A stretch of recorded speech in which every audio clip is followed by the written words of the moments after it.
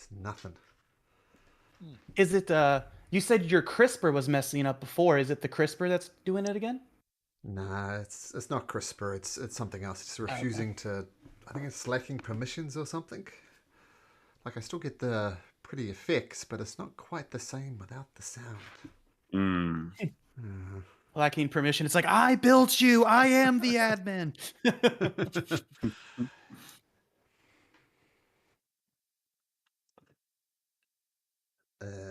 yeah. So that's.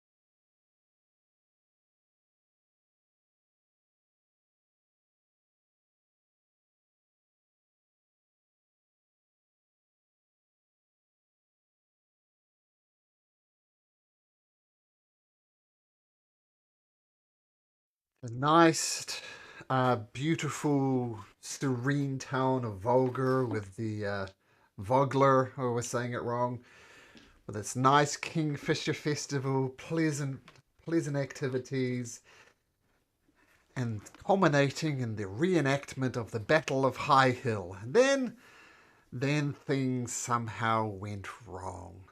The Battle of High Hill went south, and you all uh, got caught up in it. And you've been running kind of crazily around there, the whole of the city, trying to get on top of things. But you haven't. Things have gone bad. And you came across two guards. It was two guards, wasn't it? Oh, Yeah. Mm-hmm. and with We some, saved the two guards. Yeah. yep, and with the draconians caught up in a net, caught up in an entangle. Where are the guards? I sure there was guards. Oh, we're past that part. We saved the two Ah, guards and then we moved into this combat. got it. So once again, apologies for not having any sound. I need to fix that offline. So use your imagination. This is a game of imagination. Okay, so let's get it started. Arson, what would you like to do? Okay, if I remember right, I took the hide action, so I should be, or bonus action, so I should have advantage on this attack. Sure, you are up in a tree. Okay, we're gonna toss psychic daggers. We're gonna go on this guy here to try to get him off Gwen. Somebody who has him hunters marked. Is that you? No, that would be Gwen. That'd be Gwyn. Ah, yeah, with a concentration. Okay, psychic daggers. Very good. Well, I just want to press a button to go whoosh, but there you go. There's the button and nothing. Arrow miss. Okay, So it misses. bonus action, the second dagger. Okay. Okay. Yep. And oh, Ooh, you get the nice. confetti, but not the cheer. There we go. Okay. So let's see here. So let's do crit for this one, and then I got to roll crit sneak. Ah, man. Coming in clutch. Is it? Let's see here. 46 or I can't remember what my sneak is right now. Is it 2 or Probably is it 2. 1?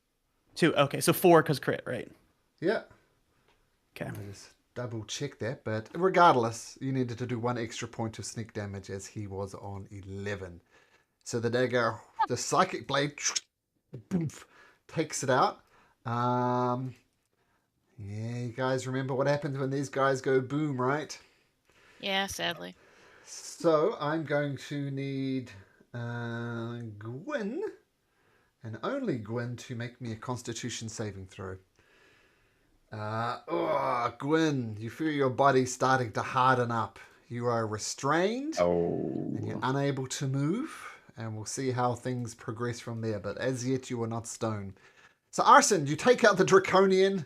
Draconian explodes, lets out this noxious gas before turning to stone. Gwyn gets a big mouthful of it. Ooh, is that your turn? I will then take my movement and go to this tree here. Okay. Dashing around under that tree. Excellent. Anvar. Right. So, thankfully, you've been saving all my resources. So, thank you for that, Malcolm. That means I can go completely ham from Do this it. point onwards, That's right. which I will. I'm going to move exactly between Gwyn and Ylva. Uh-huh. And I'm going to use 3 of my sorcery points Mm-hmm. to twin cast Cure Wounds 2nd level on both Ylva Nice. and Gwyn. Wow. I love this journey. So which, if I understand this correctly, I only cast 1 spell, but the healing applies to both of them, right? Yeah, 1 spell With the- slot Yeah, right. for the cost of So- sorcery points. Yeah. So I'll just roll Cure Wounds once, and yeah, let's see Yeah. how much health you guys get. Sickening. I love this. Okay. Okay. 3 health back. 12 health. Yeah, okay, nice. That's fine. I think Very you helpful. actually cast it twice though. So we'll say that one's for Gwyn. Or does it go to I think you Rerolls. only cast it once, to be honest. Oh, But okay. I can share it if you want to see it No, yourself. that's fine. No, that's fine. Okay, so both Gwyn and Ilva gets health coming back. Ilva, you come back to life looking around you. You see lots of bad guys there. But Anvar has has helped you out. Is that your turn, Anvar? Yeah, I'm going to take 2 steps back.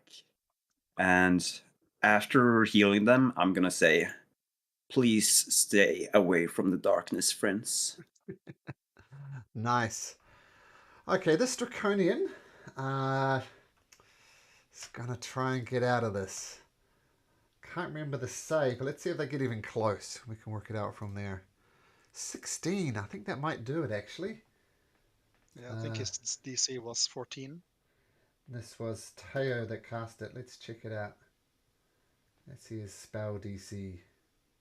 Yeah, I think I remember 14 because he rolled a 13 and barely missed. 14. So he's going to use his action. He's going to break free. 16 is enough. Then 1, 2, 3, 4, 5 rushes up to Arson, but can't attack. He used his action to get free, so he rushes. This guy's dead. This guy. I got to play these guys nasty. It seems a prone Gwyn on the a prone Ilva on the ground. So it's going to take his short sword, take a thing, but it just chinks off your armor, Ilva. Even at advantage, it's just a 13. Gwyn. Oh. Okay. I am restrained, right? Yep. So Okay. you're restrained, so attacks at disadvantage as well. Gross. Okay. I'm going to do my best. I will shoot, or not shoot, try to smack the one in Okay. By the way, the guy on the left. doing awesome. This guy, which guy on the left? Christian, this guy? Oh yeah, the guy Arsene killed. The mark was my unwavering mark. I forgot, Oh. but it does nothing. It's yeah. Okay, cool. So Does my that's it. second swing hit? 16 does hit. So your first one, you still get the trumpet animation at least, and 7 to the one right in front of you. Yeah. Boom! Cut through him. Gwyn. And I'm. Yep. Nope, I'm good. I was reading something. You're good to go. Yeah, well, let's see if you're good to go. Make another Constitution saving throw. I'm probably gonna do awesome. Mm. Hey! Oh, yes. You break Nice. free and you don't become stone and you don't become restrained. So at the end of it, you kind of break free and you're good. Of course, that was at the end of your turn, so you can't move away. This draconian is going to swing at Teo, even though he's not here. Swings his short sword. Ah, natural 20. And, Yay! I'm actually here. I finished earlier. Oh, okay. Hey! Hey, Just joined. Okay. We'll just wait for a second May go again. I down think. immediately, but I'm here. Good. Are you're listening in? Are you? Is that right, Sergio? I'm listening and I join in. So my son fall asleep earlier than I thought. Ah, So I'm free. Perfect. you have them well trained. Okay. Well, welcome to the campaign. Welcome to the game. You just got hit with a critical hit for 6 points I just of piercing hear, damage. yeah. Welcome. Rip. Okay. Welcome to the campaign. Stab. Roll a new character. Oh, actually, and well, not quite yet, but you need to make a concentration saving throw to see if you can Yes. maintain So concentration. how much damage do I get? 6. 6. 6. Okay. Got. So then concentration. That's a fail. Oh man, these ones. Weren't you guys Yes. hitting me with 20s last session? Yeah, So- super. So your entangle spell goes away. Oops. Boom. This draconian here is no longer restrained. And oh, the guy hits you, and then now it's it's unrestrained just in time. 5, 10, 15, 20, 30. Ah, Gwyn, another one comes charging forward and swings its short sword and rolls a 6. So misses, go wide. Teo, having had your concentration just broken, freeing the draconians, what do you do? So Ilva is pretty injured, I see, no? a bit, but I'm up now. About half. Are you on the floor at the moment? Or Oh yes, prone. Prone. yeah, I think just in case. I'm gonna cast level 2 cool guns on her. Ooh. That should be 18 hit points. And Martin, you said that you have this rule for when I do range attack. If I attack, for example, this one or this one, I don't have disadvantage. Yes, but you've used your action for Okay. cure wounds. But I have this archer Yes, form yes. from the druid. Yes. Yes, So yes, you're if right. this one is any of these two injured? Well, probably the one to the south of Gwyn. Oh, you don't. Sorry, you don't see these hit point bars. I put the hit point bars on. Okay, I will shoot him with the starry form. Cool. That's a 10, which I imagine is a miss. Yep. And misses. that's my turn. Okay. All right. Going for Gwyn, the one that was just missed. Gonna swing a short sword at Gwyn. 14. I imagine that misses Gwyn. Does that miss? That does It miss. misses, yeah. So it just clanks off your armor. Okay, Ilva, on the ground. What do you do? Get up first, and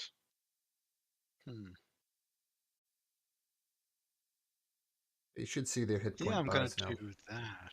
Yeah. I know I should. Let's see. Debuff or kill off? That's the question. Yeah, I think Ilva's going to just reach back and try to run this one through. Okay. So run directly to the south. I'll save my piercing strike and just do it normally. Okay.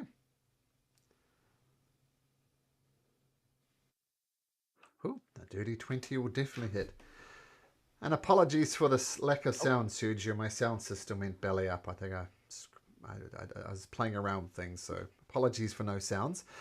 But on the plus side, Ilva, hat through it. Oomph. It goes into its death throes. I need Gwen, Ilva, and Teo to all make me Constitution saving throws, please. Great. Teo, Ouch. no. You're restrained. You feel your body hardening up, turning to stone. Gwen and Ilva, you resist it though. So Ilva, this one goes down. Yep. Explodes in a pile of blood. What do you do? Yeah, I've got nothing else I can do, so I'm gonna stand there. Okay. Okay, Arson. Got a draconian right on you. All right. Well, first off, let's try to dwindle these down. Throw a dagger at this one here by Teo. Okay.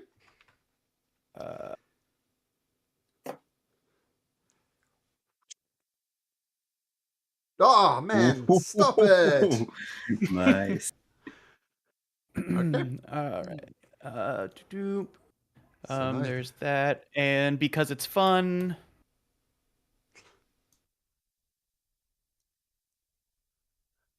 Okay, well it had 4 hit points, so down it goes. And did you confirm what's your sneak attack? Is it 2d6? It is 2d6, It is yes. 2d6, so 46 on a crit. Okay, cool. Then we'll bonus action throw the second dagger at the one in front of Gwen. Okay. 12 I think that misses. is a miss. Yep. Bounces off its thick, And scaly hide.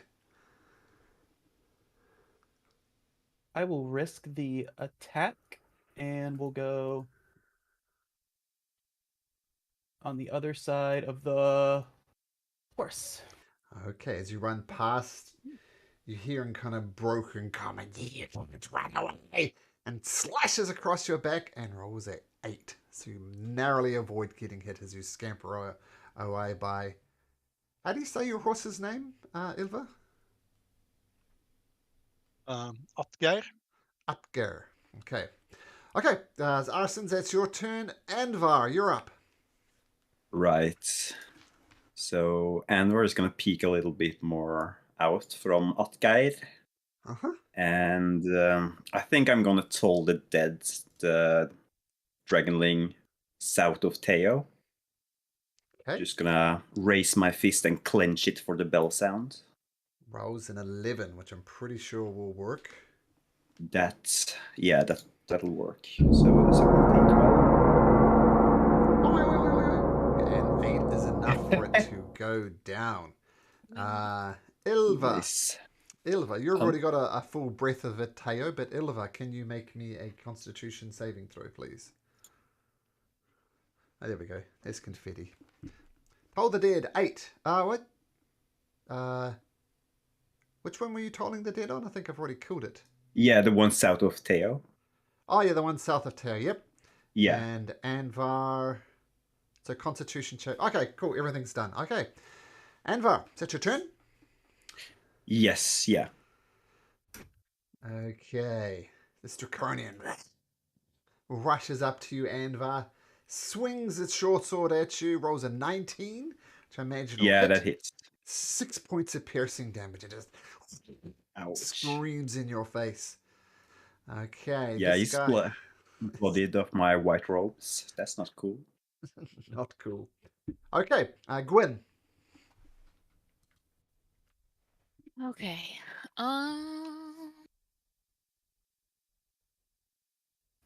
Okay. Like torn right now. I'm. Okay. Yeah, I'm gonna disengage Okay. and let's see. Here and then as a bonus action. Let's see. How big is that? I've never done this one before, so Sure.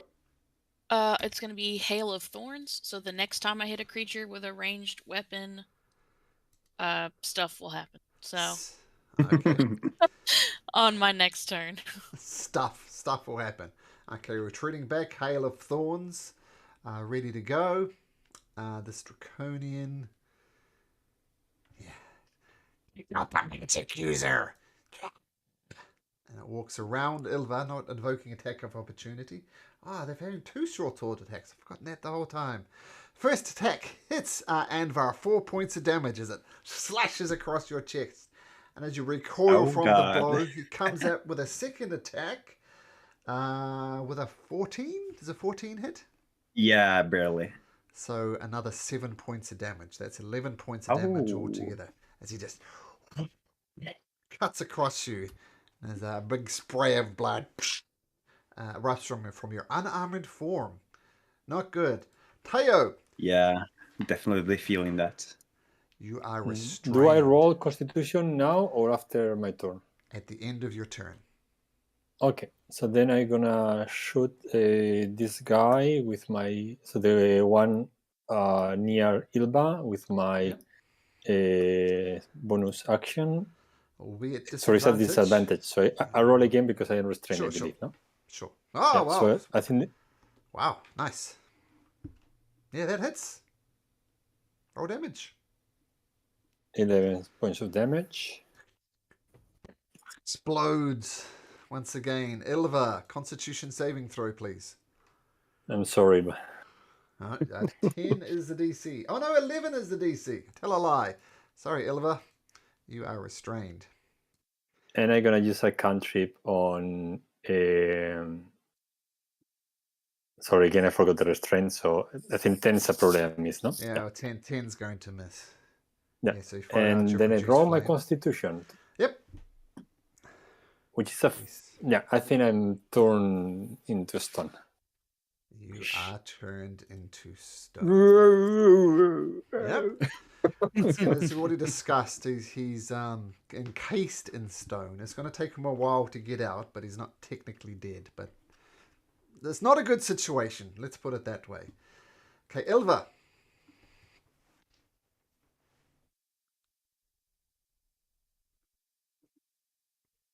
Muted Ilva. Shit. I see Anvar in great danger, so I'm going to just break against this stoning, petrifying stuff. Just sheer force of will, use precise strike, and attack this one with. That's going to be a straight roll then. Sure. Okay, so straight roll. Ooh, With nice. your 10-foot pike, you just get the range and do 7 points of damage. The creature recoils as you're effectively stabbing at the back, but it's got its eyes on the magic user. Oh, another 3. Also, Another 3. Mark it. I'll use my unwavering mark on it. So it has disadvantage on attack rolls against anyone other than me, and if it deals damage to anyone else, I can make a special melee attack as a bonus action on the next turn. Nice. There's no save? You can mark the creature when I hit it, so I have to hit it with a melee attack to mark it, and then I use charge of it. Oh, okay. So I have 4 charges and I use 2. So you have to hit it before it kicks in. But you need to make the Constitution saving throw. That's your turn, Ilva. Yes. Let's see. Nice. That Break should be free enough. of the restraints. It happens at the end of your turn, but you're free to act next turn. Okay, nice. Arson, dancing away from things, hiding behind a horse. What do you do? A very woolly horse. Isn't that a cool token? I love this token. I love it. It's so cool. All right, so we're gonna go here. Then he'll yell to Gwen, "Back to back," and then throw a psychic dagger at this one to the southwest of Tor. Let me get the right dagger. Okay. 13. 13 does not hit. Bonus, the second dagger then. Sure. 14 does hit. So there we go. Spoiler alert, All Dicey right. is 14. I went 12, 13, 14. Okay. And there will be sneak attack damage since Arson is right there. So 19 damage. Arson! As it explodes in a pile of gore. Make me a constitution saving throw, please. And we're also has to make that, right? Oh, sorry, just Andvar. I don't know what I said. Just but Andvar. Just Andvar, yep. Okay, you're good. You shake off the effects. Hey, Arson, That is will that be your my turn? Okay, cool. Does it deal any damage as well, by the way? No, it's just Okay. when it dies and petrifies, it lets off this toxic gas. So you Okay, try cool. the Constitution saving throws to avoid breathing it in. But Arson, a Right, bit beat yeah. up, having been hacked to death by this guy in particular. What do you do? Anvar is gonna he's gonna disengage. Okay, Use his action to take the disengage action, and he's gonna move. Yeah, he's gonna move up into the shadows over here. okay, And he's gonna bonus action cast level 1 healing word on himself. nice. For 7 points of resistance. So Andvar disengages, rushing away. The Draconian's Yeah. got eyes on him still. He's gonna grab his wounds and try not to bleed to death. So yeah, he's gonna try to get away. Okay. There's the Wood Elf Gwyn in the way. What does Gwyn do? I am going to shoot this feller. Okay. My daughter's voice says, you can certainly try, and try you do. The arrow hits him. So I'm going to do that, and then also Tough. that if Oh. he passes a DC save of DC 14. 14 deck save. That he does not. So Gwyn. Ooh. Oh, I'm expecting my wife to talk. Damn this sound. How do you want to do this, Gwyn? It's habit. My favorite, I'm gonna reach back. All of my beetles are gonna surround the arrow, making it look gold. It's gonna go right through his eye and leave the arrow in his eye, and the beetles are gonna come back to my armor and make me look cool. Nice. You do indeed look cool. Okay. What do you guys do? Nice. I mean, I'll drag you to the map of Vogler. And Yeah, I kind of feel like we should break deal out with Theo. Theo. Yeah. Throw some psychic daggers to help break out Teo. Sure. It takes a little. It takes a minute, in fact, to break him out. Actually, I want to. This is how it works. If there is one person doing it, it takes a full minute to break him out. You can divide that by 6 if you did it that way. But a minute is a long time in combat. But yeah, psychic daggers, however you want to get him out, you can. And you continue. This chaos erupts at Vogler.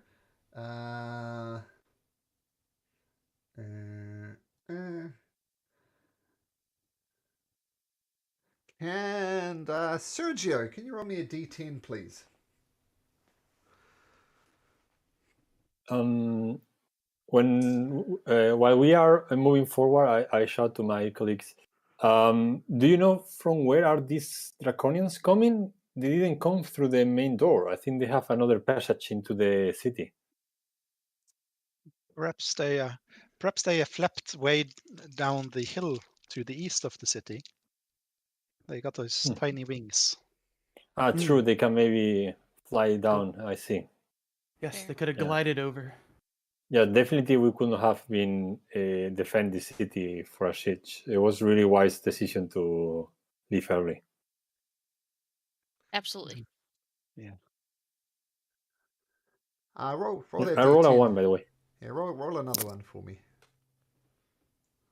Another roll? Or D10? Okay. Yeah, we already did that one, so we'll do something different. 10. A 10. Okay, nice. No, not that one.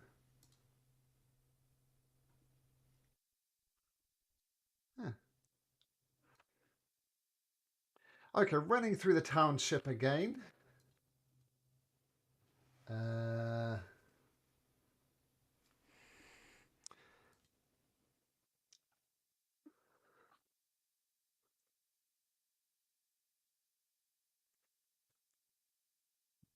Okay. Now. So let's look at your passive perceptions here. 16. Gwyn, you notice this. Arson, you notice it. Anvar, nope. Ilvar, nope. Teo, yes. So just Anvar and Ilvar, you'll be surprised by this attack. And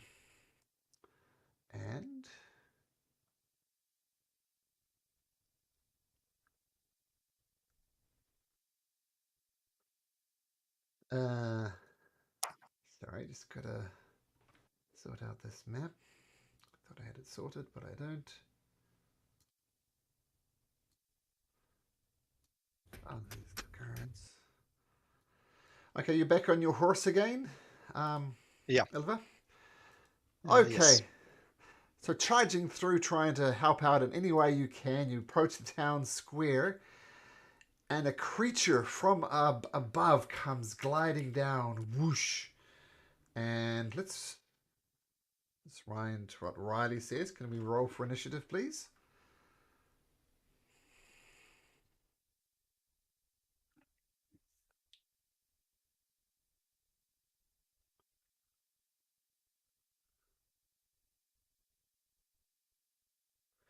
Higher, let's let it. Okay. So, Gwyn, you notice this creature. It hasn't quite landed on the ground yet, but it is dive bombing towards your party. What do you do? Up in the air. How high up is it? 20 feet. Oh, okay. Yeah, I got that. I am going to. Oh, I'm gonna save that. I'm scared. Okay. I'm gonna shoot it with my longbow. Okay. Maybe. You can certainly try. And try you do. 19 will hit. Nice. 12 points of piercing damage. Its flight is thrown off a little bit, but it's still dive bombing. And then I will use one of my favorite foes to do an extra 4, and then it'll be marked for now for 1 minute. As your favorite foe. Got it. So continue this downward glide as you pepper it with arrows. Teo, you're alert to the situation with your passive perception of 16. What do you do? Are we within the 10 minutes of the previous combat? Oh, yes. Yes, this is all happening. So then I'm gonna. He's 80 feet at the moment, or closer? 20 feet. 20 feet in the air here. 20 feet. Okay. I'm going to first use a starry form against him. So that should be 16 to hit. 16 hits. Whoosh. That's it. And because I feel like about it, so I'm gonna use my last guiding bolt from the druid subclass. 23. Oh, that hits him as well. Better than that, he gets lit up. And the next attack has advantage. And I'm going to move a little bit back. Okay. That's my turn. As he's gliding down, you actually take him out. That's a whole bunch of damage. And you notice when you kill him, he kind of is a different type of death to the other ones. He kind of lands just in front of you, Gwyn, in a crash, and then he explodes in a bunch of acid. And you kind of take a step back in horror. But so these guys have a different death throw. And I don't know if I've showed you the art, but here's the art again anyway. So he's gliding down and he explodes in of acid. Okay, so you continue your dash through Vogler, taking out my glider in record time. No time. Yep, well done. Okay.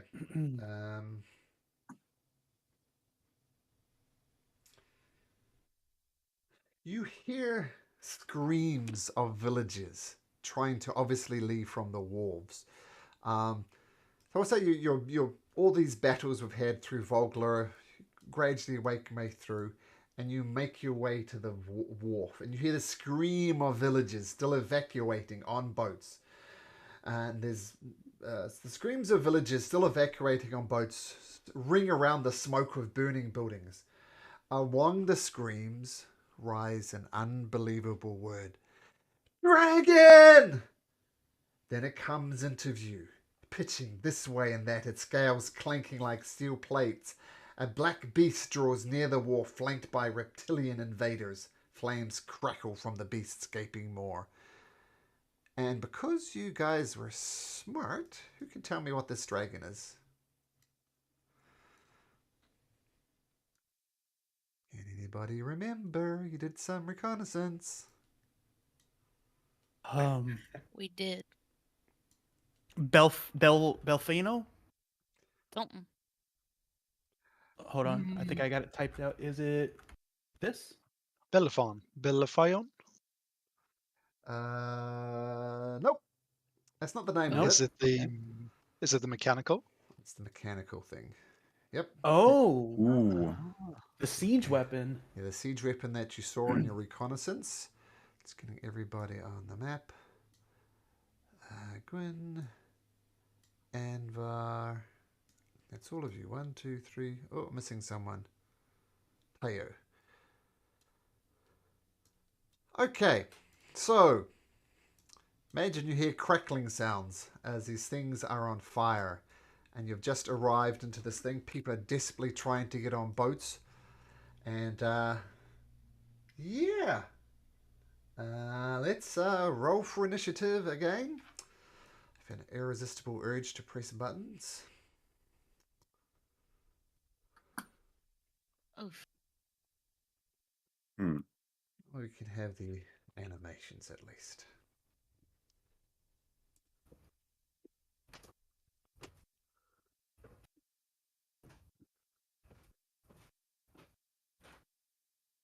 Okay.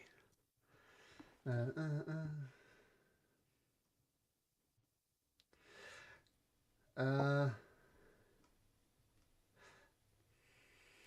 I gotta just add one thing in.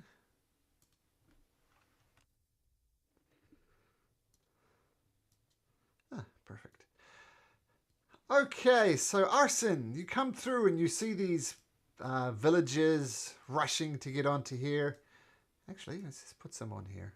No, it's chaos. People trying to desperately get onto boats. You hear the crackling of this thing. What do you do? Okay. I will throw a psychic dagger at this one here. Okay.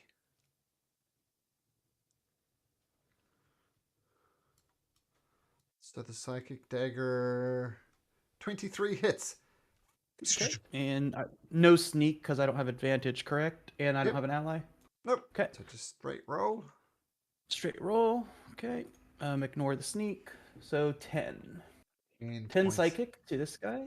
Okay, recoils back, but it continues to, help this thing get around. And I will try to hop the railing to get on the beach into this corner and use a bonus action to hide. Okay. Do I need to do acrobatics to hop that or no? Yeah, you're jumping down into the sand below the wharf, so make me an acrobatics check. Yep, no problem. And DC 5. no problem. Skipping down. Yep, cool. And then here is for my hide. And if that fails to hide, I can put a psychic die in it. That beats their passive perception, so you're good. Okay. That's my turn. I'm hidden. Okay, cool. Anvar. Right.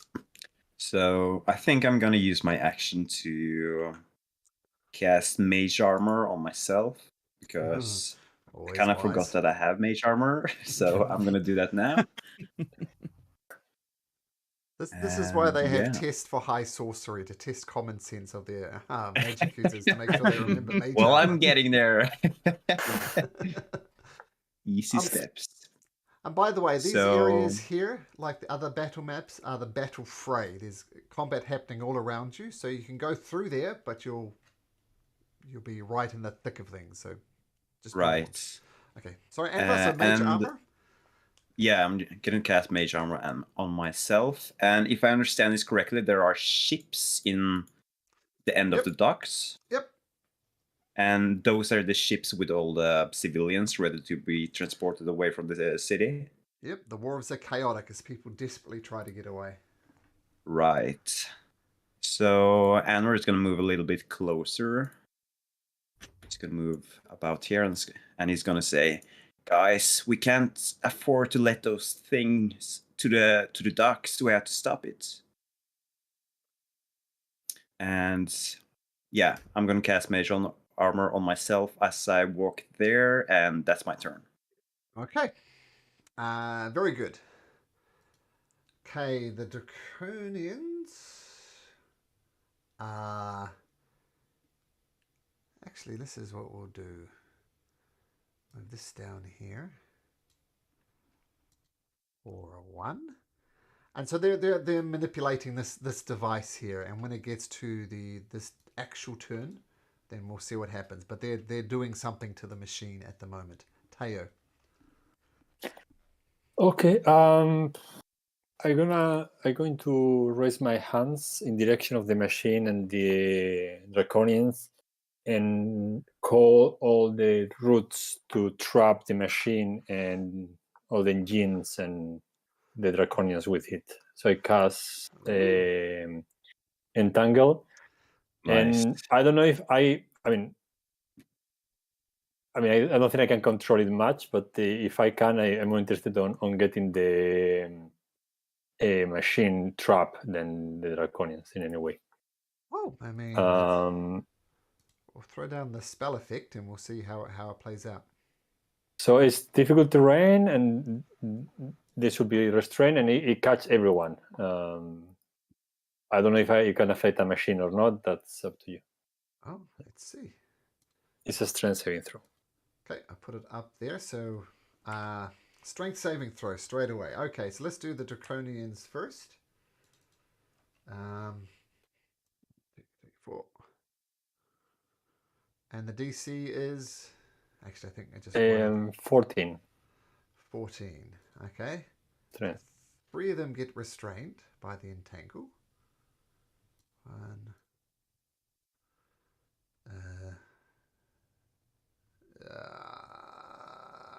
Where is it? 2 and 3. One of them manages to dodge it. Now the machine.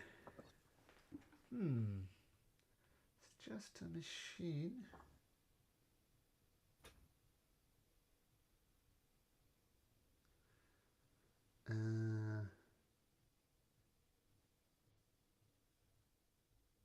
No, I think the vines go up and entangle it, and it's without help. It doesn't get a save. The things just go up and go down. Wow, genius, Teo. I like it. Very good. Okay, so it seems to be trapped with it. Okay. Yep. And I will imagine that we are more than 10 minutes since not the previous, but the one before, the combat one before. Nope.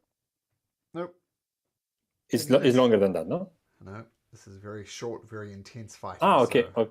Okay. Then I'm gonna shoot the archer. Sure. Okay. Take a shot. And I have advantage because they are restrained. Sorry, my bad. But the thing, 12 is a miss anyway. Oh, they are restrained. Sorry, it is advantage. Yes. Still misses. 12. Okay, miss. Yes. And that's my turn. Okay, good turn. Okay, this guy is going to try and free himself by climbing up onto the machine itself. Dexterity's his strength check to try and break free of these vines. He rolls a 20, so he does break free. Mm-hmm. And he jumps free by jumping on top of the machine itself, breaking free from the vines. And he's doing something on the top there. What is he doing? That's a good question. Ilva. Yeah. Ilva's gonna shout out, Solaris will meet us! Defend those civilians! And she's going to, let's see, since I share my initiative with Atger, since he's my mount, I'm gonna command him to dash, so that's gonna give him 80 movements. That's 5, 10, 15, 25, 30. And this is a bit wonky because, well, I'm 15 since I can share 4 of the spaces on Atgeir. But yeah, how would that work? I have 10 feet reach. Do I just count Atgeir as Ylva's token for the purpose of reach, There or you go. okay, just move around on top of him? Hey, Yeah. make an attack. Yes. Let's see. With my lance. You're attacking the guy on top. Yes. The guy trying to do something. Okay, roll damage. Nice. Ugh. You skewer him and he Good. recoils back, but he's still alive. And I don't want to be in front of this thing, so Ylva's gonna move. Let's see, it was. Yeah, move down here. Okay, nice. Sort of run by, stabbing him, continue on. Gwyn. Okay. I'm going to bonus action Hail of Thorns Nice. and try to shoot the machine, since that's the smartest thing to do. So, Cool. and the machine is restrained, yeah? Yep, advantage, yep. So with Holy moly, okay. Wow, Let's nice. go. Nice. Okay. All right. So here's that. And then my Hail of Thorns is 1d10, so what would I roll for? 2d10. Okay. Just do it. So 14. 14. Wow, Cool. 26. And that's 12 Nice. to all of them because they're within 5 feet of them, so. Oh, okay. Unless So- they pass Ooh. their deck save, so that's a deck save of 14. But the machine definitely takes a 26, right? That's just done. And then Yep. all does restrained give you The disadvantage? restraints ones, I don't know if they have disadvantage or they fail. I don't recall. Let's have a look.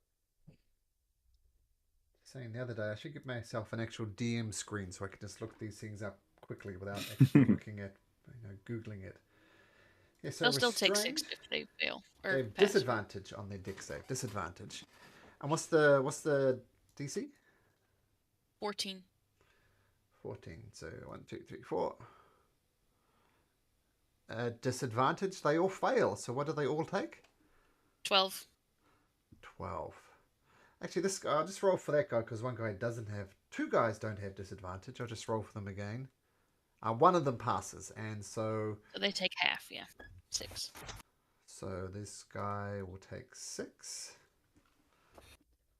And this guy, the guy at the top with the Hail of Thorns goes down. Nice. And that guy would have been 6. And this guy, 12.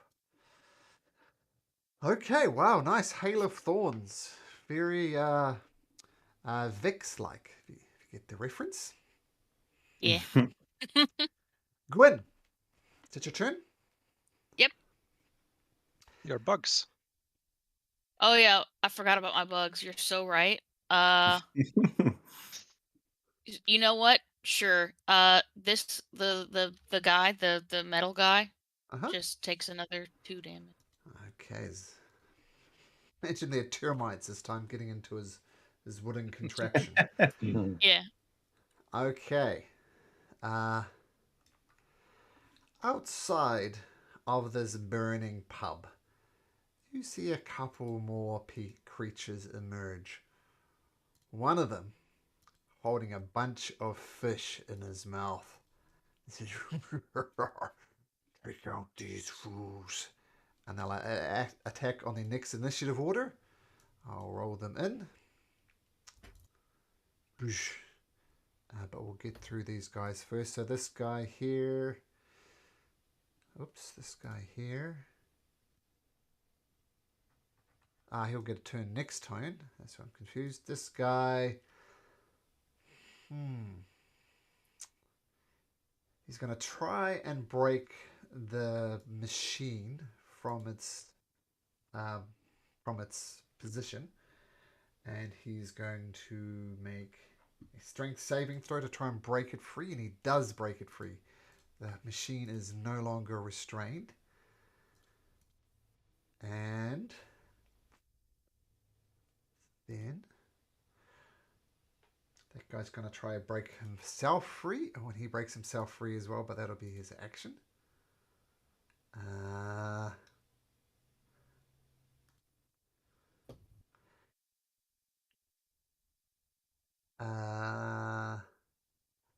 That guy did that. No, that's it. That's it. That's what's going to happen. Okay, so let's get back into initiative order again. But before that happens, can I have Gwyn roll me a d6? 5. With your miraculous shooting going so well, you hear cheers from the dockyard saying, "Look at that wood elf! She's amazing! Go, go, go! Take out those sons of bitches!" And you get advantage on your next roll, Gwyn, as they shout encouragement from the docks. Yep. So they like your shot. They cheer, and okay, this guy's going to try and break free. Malcolm, you skipped my turn because I had a 25. Sure. Let me just get this dex check while I'm there. And then we'll go to you. My apologies. What was the DC for your entangle? 14. 14. He breaks free. They are all free. It's just difficult terrain there now. So that'll happen on his turn. Sorry. Arsene, your turn. I am going to throw a psychic dagger at this guy here to try to get them off of Gwyn. Okay. So this will be at advantage because I'm hidden.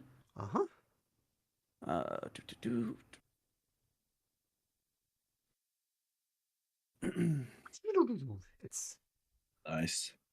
All right, so, and I do believe it's sneak damage because I had advantage and was hidden, correct? Yep. That's 8 points of damage. Got it. Yep, and then Arsene will try to flop up on the dock. Well, try to hide in this rubble right here as a bonus action. First of all, make me an acrobatics check to climb back up this dock from the sand. Okay, no problem. And you dash up there. Okay, bonus action. Make your stealth roll. 28. Nice. Ooh. Okay, Anvar. So Anvar is gonna try to shoot the big. Is it the ogre or something? This guy. I'll actually have some art for him. He is. Well, I'll tell you what. I won't tell you what he is, but he looks like this. Coming out of the inn and is munching on some fish that he's obviously taken as his loot. Right. I'm just gonna assume that he's an ogre of some kind. And I'm going to try to Ray of Frost the ogre. Okay. Ray of 14. Frost. 14 hits. Nice. 1d8. 3 points of damage. 3 points. But his movement is reduced by 10. So that's exactly what I wanted. And I'm going to move away from him. I'm going to try to go to the dock area, I guess. Yeah, I'm going to go there. Cool, nice. I'm going to shout to the others, let's try not to get surrounded, okay? Okay. And yeah, that's my turn. Teo, all the creatures managed to break free from your entangle spell. Well, for the moment, I can keep it. I wonder, so how broken is the machine so far? I've seen that Gwen has been hitting the machine, but it's still kind of solid like rock. Yeah, it's pretty solid.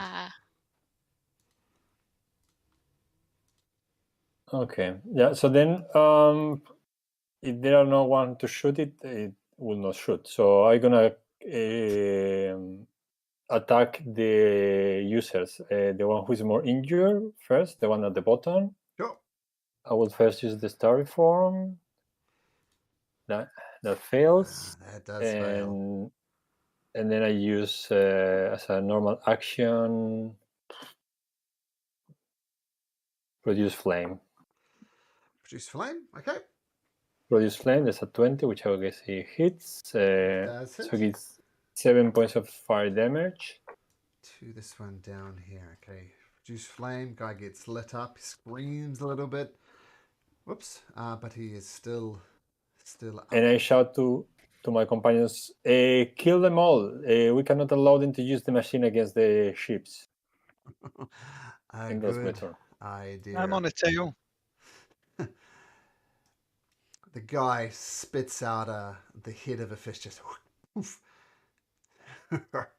This is how it's done. And this massive creature comes over top of you, Gwyn.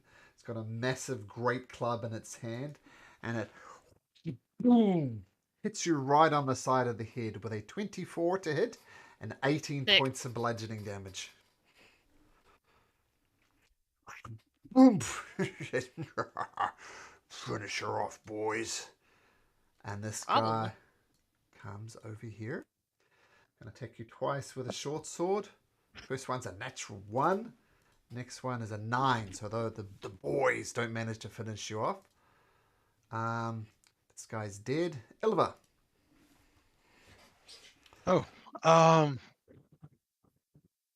She's gonna yell out, Gwen! And she is going to command Atgar to dash. Let's see if we can both. So I'll run up here. And I'll attack the ogre with the intent to mark him with my unwavering mark. Okay. Certainly Keep him try. with Gwen. Unfortunately, he's not smaller than Atgar, is he? Nope. So that's not advantage. Let's see if I hit with my lance. 16 is a hit. Ooh. Oh, that's good. In piercing, got it. And I'll mark him, so he has disadvantage on everyone but me, and, well, if you attack someone else, I get a bonus attack next turn. Okay, cool. Nice. Ilva, galloping forward. Washka had galloping sounds. We're going to have galloping animations at least. Gwyn, what do? You have advantage. Good point. Oh, this is horrible. I'm thinking. Okay. Okay. Is the advantage only for this turn or until I use it? I'll say until you use it. Okay. I'm gonna disengage. Okay.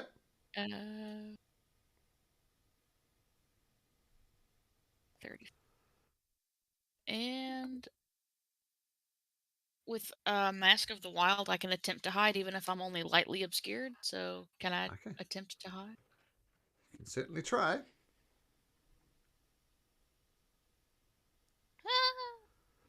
14. Well, we'll see how their passive perceptions work out, and I'll let you know.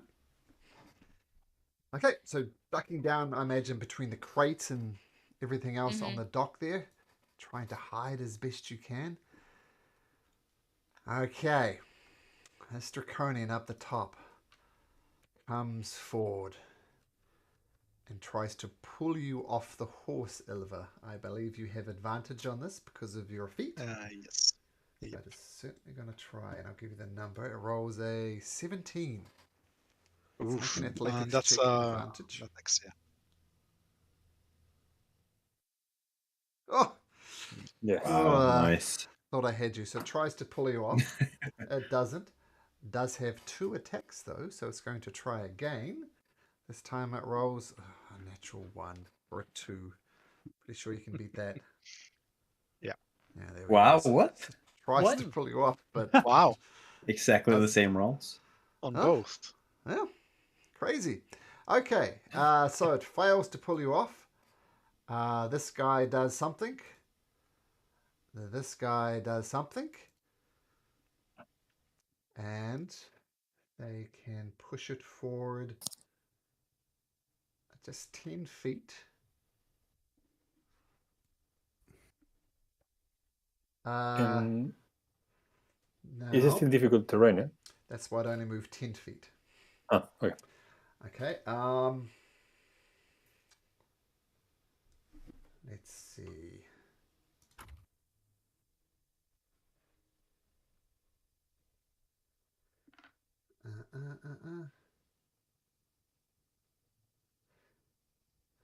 Roll me a d20, Teo. And you pray for something really low here. 12. 12, middle of the road. Not low enough. Maybe roll a 1. It breathes fire on you 3 Oh here. no. You're Each perfectly one of located you, there. please make me a dexterity saving throw. Oh my god. Good. Oh, nice. Wow. That's great. Everybody succeeds. Oh, that's okay. Yeah. We were Wow. prepared. We were prepared. Half damage. You only take half of this in fire damage. 14 damage. Yeah. Okay, that was good. Sorry. Yeah, I'm down. Me too. Okay. Okay, that's not good, guys. That's really bad. That is really bad. As it breathes fire, you watch Gwyn and Anvar roll down. Even though they make the saving throw, they dodge the worst of it. And we'll say Arson this time. Roll me a d10. Okay. Oh wait, that's an Oh, sorry, 8. d6. Cancel Sorry, that. d6. D6. Okay. D6, yeah. 4. We'll say Ilva, make a dexterity saving throw. Nope. Oh, man. So you notice a draconian giant flying overhead, and it drops a fiery flask on you, and you manage to not dodge it, and you take 4 points of damage as this fiery flask lands on you. Okay, Arson.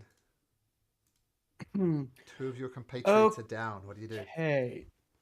Yeah. Hopefully they don't breathe fire on them again. Attacking this one with a psychic dagger. Okay. At advantage. Oops, I don't accidentally clicked a nature check, and I wish I didn't now that I see that roll. Oh my god. All right, so here's the attack. Okay, Not bad either. 22. Yeah, there we go. 22 will hit. All right. Okay, so here's the damage. 19. Wow. Down it goes. Nice. Let's add a noxious gas, but his compatriots are immune, so he'll just die. Nice. The machine's immune. Damn, I was hoping the machine turned to stone. I will move to this rubble and attempt a bonus action hide here. Okay. And I will pump a psychic die into that because that's probably a failure.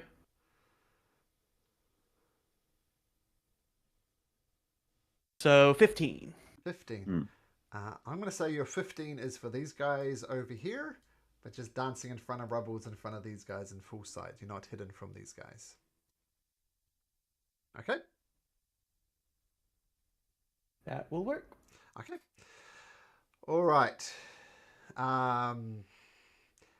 This guy jumps up onto the machine and starts prepping it again.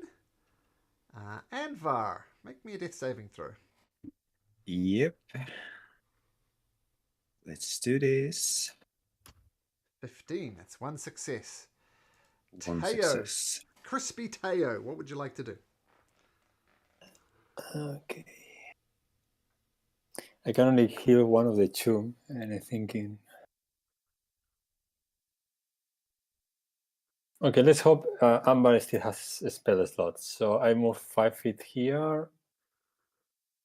I cast my last core wounds to Amber. That will be a spell. I'm gonna use my bonus action to try to kill the guy working on the machine. Okay, certainly try. Certainly try. Thank you. Let's see if I roll well for once. That's a good one. Okay, nice. That should be 10 points of damage. Blah! Down it goes. Yes, Just That's kind something. of falls off the machine down there. Okay. Nice.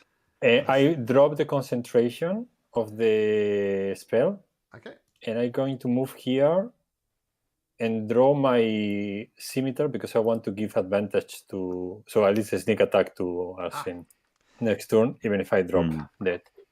Okay. Good idea. That's my turn. Nice. Okay. And Zoran says, I have no chance against the might of the dragon army. And yeah, he's gonna do the same thing. Oh, what's he gonna do? Is he gonna whack you over the head? No, he wants to get you off that horse. Come here, little girl. He tries to grab you by the hair and pull you off the horse. 21 this time, Ilva. So athletics at advantage. Let's see if you can stay on. Oh, man! Wow. Stubborn Ilva. Ilva, how do you get out of it? He tried to grab you here and throw you down here. How do you avoid it? Explain this to me and narrate it for me. As he grabs Ilva's hair and tries to yank her off, she's going to pull a hip dagger or something in the way around her belt and just hold his hand and just jam it into his. Won't do any damage, but just for flavor, just Oh, nice. tear off a few veins or something. Nice. For a second there, I thought you, what Gwen is saying, I thought you were about to cut your own hair off. I was with you. My hair! Not the hair! Okay, and he only gets one attack, so that's his turn. But I had you there, Gwen. This guy swoops around this side. I'm taking this personally now. You're going to get off this horse. Okay. Tries to pull you off. Rolls a dirty 20 for his first one. That's a dirty 20. In the event of a tied ability check, nothing changes. So in other words, you stay on You're the having horse. super glue to that horse. Get off the horse. Does it again. Now this That's time, Strong hips and legs. he rolls a natural 20 for a 21. Ooh. So, boom, you fall off the horse. Make me a dexterity saving throw. Yes, let's see. There was something about getting knocked off. I'll just see if I can find it. Okay. Falling off your horse. If you fall off your mount and descend no more than 10 feet, you can land on your feet if you're not incapacitated. Oh, okay. That's what I was trying to see, whether you go prone or not. But whether you're born to the saddle feet, you don't. Ilva. Oh, it's my turn. Yeah. Nice. I'm going to get up on my horse again. I will say, as you do this, this one here will get an attack of opportunity, though. That's okay. Okay. Get back on the horse! Slashes at you. Rolls a 22. Cuts you across the back as you're getting on. But only 3 points of damage. That was their literal minimum damage they could do. Okay, you're back on the horse. Yeah. Oh. Might need to readjust. I want to my go down tactics. south and help, but I feel like I'm the last line of defense against these three guys. So I'm gonna swap out my lance and shield for my pike. So that means I'm gonna lose some AC. Okay. Let's see. You've got Ispin's Greenfield shield, right? Yeah. Yeah, cool. Okay, so you put the shield away. Easy. And I'll attack. Yeah, try to take out this one. Okay. With my pike. Okay. Let's see. 17 hits. 7 points of piercing damage. Got it. So you skewer him a little bit. He screams out, but he is, still good. Yeah, and yeah, I guess I need to stay here. So she's gonna try to do a defensive maneuver or wave her pike, try to keep them away. Okay, very cool. Gwyn, death saving throw. Do I get to use the advantage the people gave me? Sure, they're cheering you on, so yes, you can use your advantage. Pray for that natural 20. Okay, roll again, because the natural 20 will bring you up. So that's 1 success. Okay. Yeah, this one's going to attack you on the horse. Going to roll the short sword at you. They're giving up, throwing you off. Oh, it's going to be so much better if they could get you off. Can't decide. 1 to 3 is going to try and pull you off the horse again. No, he doesn't. He's going to swing his short sword twice. Once for a 5. Next one for a 16, which I think will still clank off your armor. No, it's that hits. 16 is my armor class without my shield, so 4 piercing. Okay.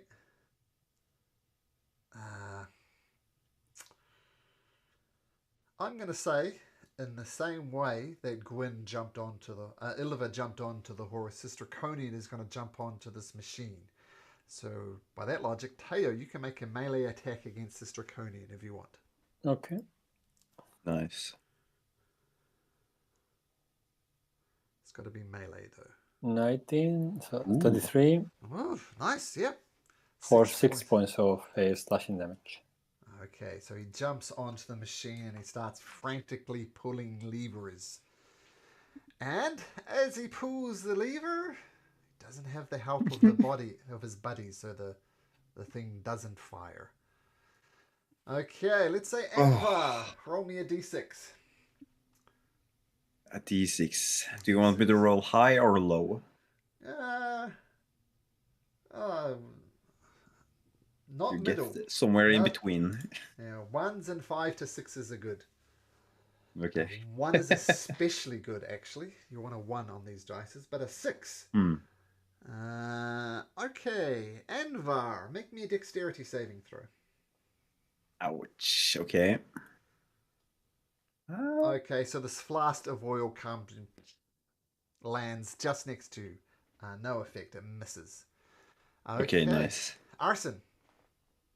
Yeah, we're gonna fling a psychic dagger at this guy so he doesn't try to toast my best buddy Gwen, who's bleeding right now. This is not advantage because you said that guy seen me in these ones I was hidden from, correct? Yep, but you will get sneak attack damage if you hit, though, because of Teo. So no advantage, but sneak attack will apply.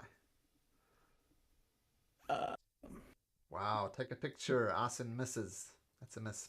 Oh. Okay, well, I really don't want him to do that, so we'll bonus action fling another psychic dagger at him. Okay. For another 13. That is amazing. What? Yeah. I'm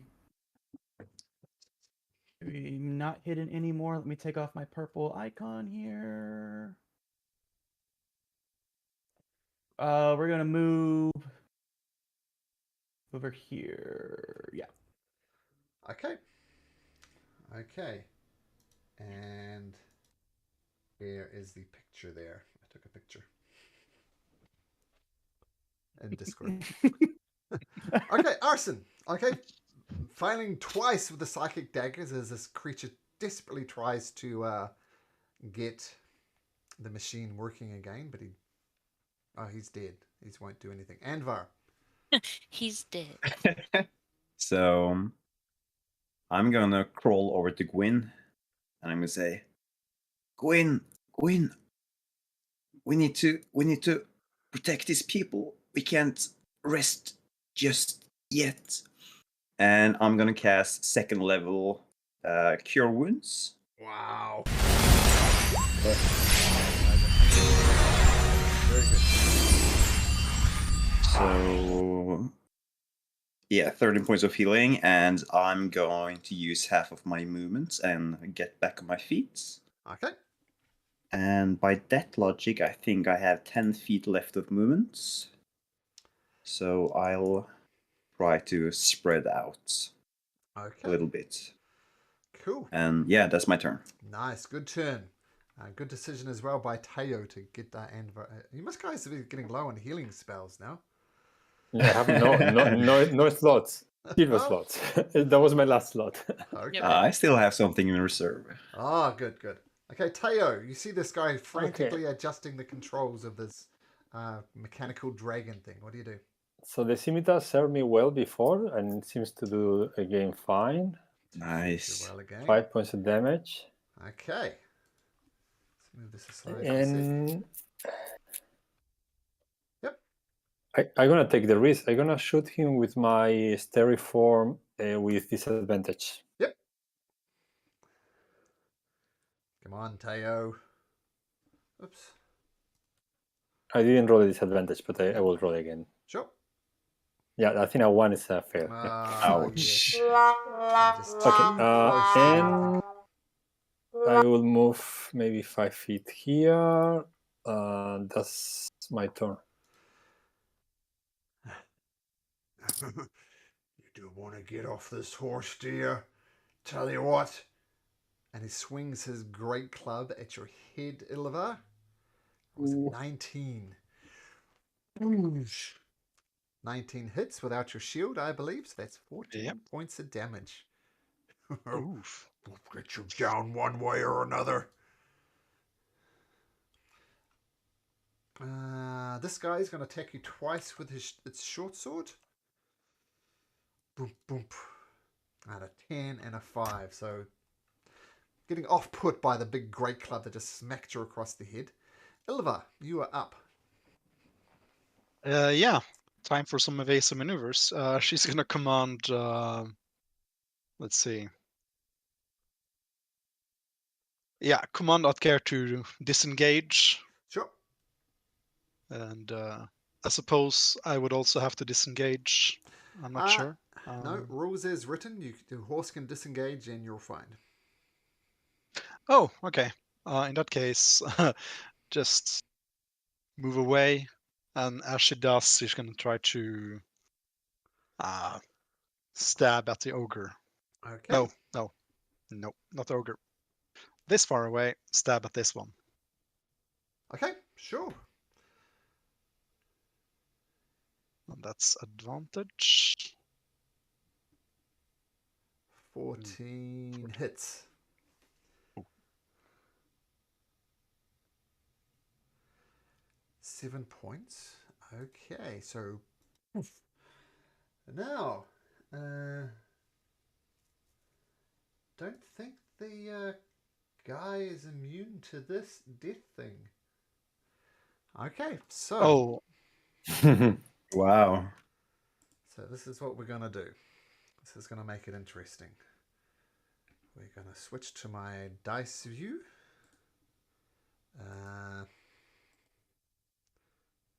And so so let's do the math. He needs Constitution. He's got a +3 and the DC is 11. So he needs an 8 or higher to make this successful. Let's have a look. 8 or higher. Oh, that is cocked. That is cocked. He survives it. He rolls a 9, so never mind. Okay. So he doesn't get affected by the death throes of the Draconian. Okay, Illivar, dashing away with the horse. I believe that must be your turn. Gwyn, having been fried the round, or 2 rounds before, you're back to consciousness thanks to Anvar. What do you do? I am going to, I guess. Yeah, I'm going to stay where I'm at and shoot at our ogre buddy. Okay.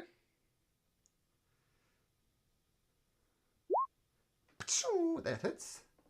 Nice. And little bug friends are gonna help some. Mhm. Okay, that does help. Yep. And that's all I got. I'm out of Okay. spell slots myself. And you're staying prone there on the ground. I guess I'll get up. Yeah, I'll get up and I'll move. Yeah. Okay. The draconian on the machine starts pulling more levers, and without the help of his buddies, the machine doesn't go off again, which is such a shame. I could have got 4 of you. Oh, would have been so bad. Yeah, it would have been bad. Like, it takes an action to aim it, action to fire it, action to load it, and he just doesn't have the help. But he's trying to. Let's say Arson, roll me a D6. D6. Okay. Ones are good. 4, same thing again. We'll say Arson, as you're out there in the open, a draconian glides overhead and throws down a fiery flask. Make me a dexterity saving throw. It just Ooh. explodes next to you. No good. Okay, speaking of Arson. Yep. Okay. Psychic dagger at the guy since he's still trying to attack Gwen with the machine. That hits. Okay. And sneak. Nice. Not sure if sneak attack damage would apply, but 7 is enough regardless. I thought because Teo was there. Yeah, but he's kind of up on the machine as well. Gotcha. But anyway, it works. Arson, Teo, Constitution saving throw, please. Yes. I'm not doing well. You are restrained. Okay, body starts to seize up. This is the second time. And then Yep. I will try to hide behind the machine here as my bonus action. Okay. Stealth check, please. Okay, 25. Nice. Okay, Anvar. Anvar is going to cast Ray of Frost on the ogre. Ray of Frost. 15. 15 against the ogre is a hit. Nice. Oh, okay. Yeah, sure. But his At movement is least, reduced. yeah, that's the important part. And as I shoot this little icicle speckle, I'm gonna say, "Come no closer, foul creature." Okay, cool. And So that's my turn. That will be important because I don't think you'll be able to get over there this round. Teo, you are restrained. From my position, do I see any of those 2 enemies? Yeah, you have clear sight of both of these guys. Okay, so I'm going to aim the ogre. Okay. With disadvantage, both attacks. So first the starry form.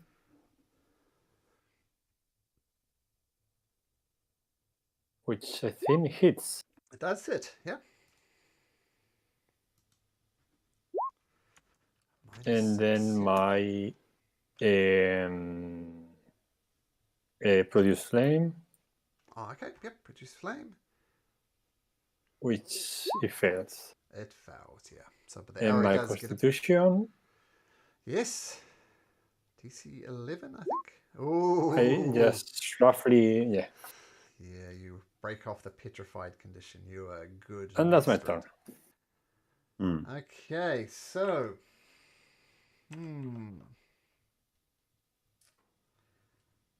So he's going to go forward 30 feet. He has a movement speed of 40, so he can get 30 feet. 4, 5, 6, but not quite get there in time. And look, 40 feet. He could have got there. So that ray of frost was important. But he does pick up a javelin off his back. And he's going to hurl the javelin at Ilva. You get off that horse or it kills me. And he throws it. Rolls a 22, taking 12 points of piercing damage. And do you stay on your horse? I imagine you slide off your horse. I'm unconscious if I fall off the horse. No, if I get unconscious from an attack, I fall off the horse, and there's Okay. something protecting me from that. Boop. And the guy goes. And this guy's gonna. These things are annoying because I don't have ranged attacks. 1, 2, 3, 4, 5, 6. Comes over right next to you, Toe, but that's his turn. Can't get any further. Took a dash action to get there. Ilva. Death saving throw. Yeah. Let's see. That's a 9. That's a 1 fail. Gwyn. Okay. Ugh. Tough decisions here. It's not going to be super helpful, but I can try to stabilize. It's, yeah, super. Yeah, that's Oh. needs a 10. Doesn't work, unfortunately. He's, Ilva is in a rough shot. Ilva keeps on going down, but so far she's survived. Okay, this guy on the boiler drac is dead. The boiler drac has nobody operating it, so it sits there and does nothing. While you're lying down there, Ilva, why don't you roll me a d6? Oh, yeah. Ones are good. Ones is the best thing you could roll. You think I rolled a 6 then? Oh my god. 6 is also good. 1s and 5 to 6s are good. Oh, nice. You hear cheering from the villagers. Say, "Yay, you guys, you got it! Take down those sons of bitches!" And I'm going to say, Gwyn again. Hail the brave warrior! You got this. Arson. Okay, so you did say it was an action to load it, an action to turn it, an action to fire. So does that mean the turret here has 2 out of 3 completed? I mean, if you want to attempt to fire it, I'll let you know. You're gonna have to go up there and investigate it, but you can try. Okay. Is that going to be just a free action to investigate it to see, or an action? It's going to be an action, but if you succeed it, then you it's just a free action to pull the lever. Okay. Okay, so before I do that, I'm going to take a bonus act. I can't because I have to attack. Oh, I can throw a normal dagger. I'll take a bonus action to throw a dagger at this guy at advantage since I'm hidden. Okay.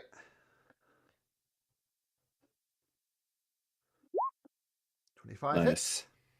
Okay, so here's a d4 without my modifier, and for the sneak, I ignore that extra 1d4 there, so 10. It's the 10 damage. It's 10 damage. Okay. Yep. And then I Nice. will hop up on top here and try to investigate and see. Yeah, investigation. Okay. That's probably a fail, so I'll nice. pump a psychic die into it. I'm guessing that's Okay. a fail, and It is. because it says if you fail, yeah. So okay, so here's a psychic die to see if a d6 helps out any. I don't know, 12. Yeah. You work out how to fire it. Where would you like to fire it? On the ogre. Nice. Okay, he might survive this, but it's a very cool move. So dexterity. Okay, roll me 5d10. Arson. Okay, 5d10. Wow. 1, 2, 3, 4, 5.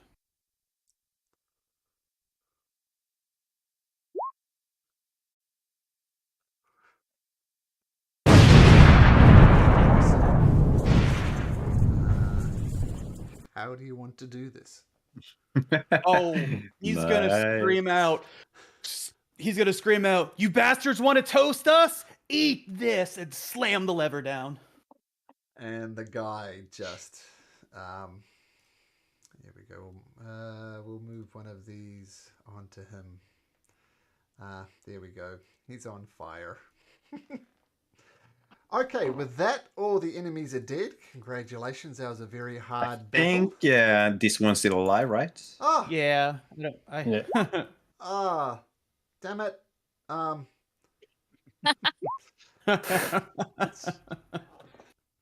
I thought.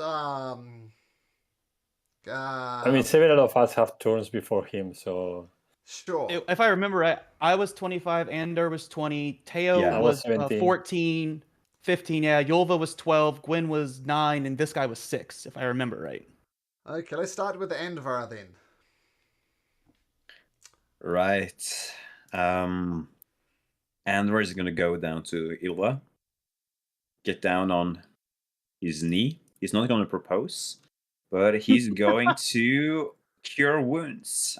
First level spell slots.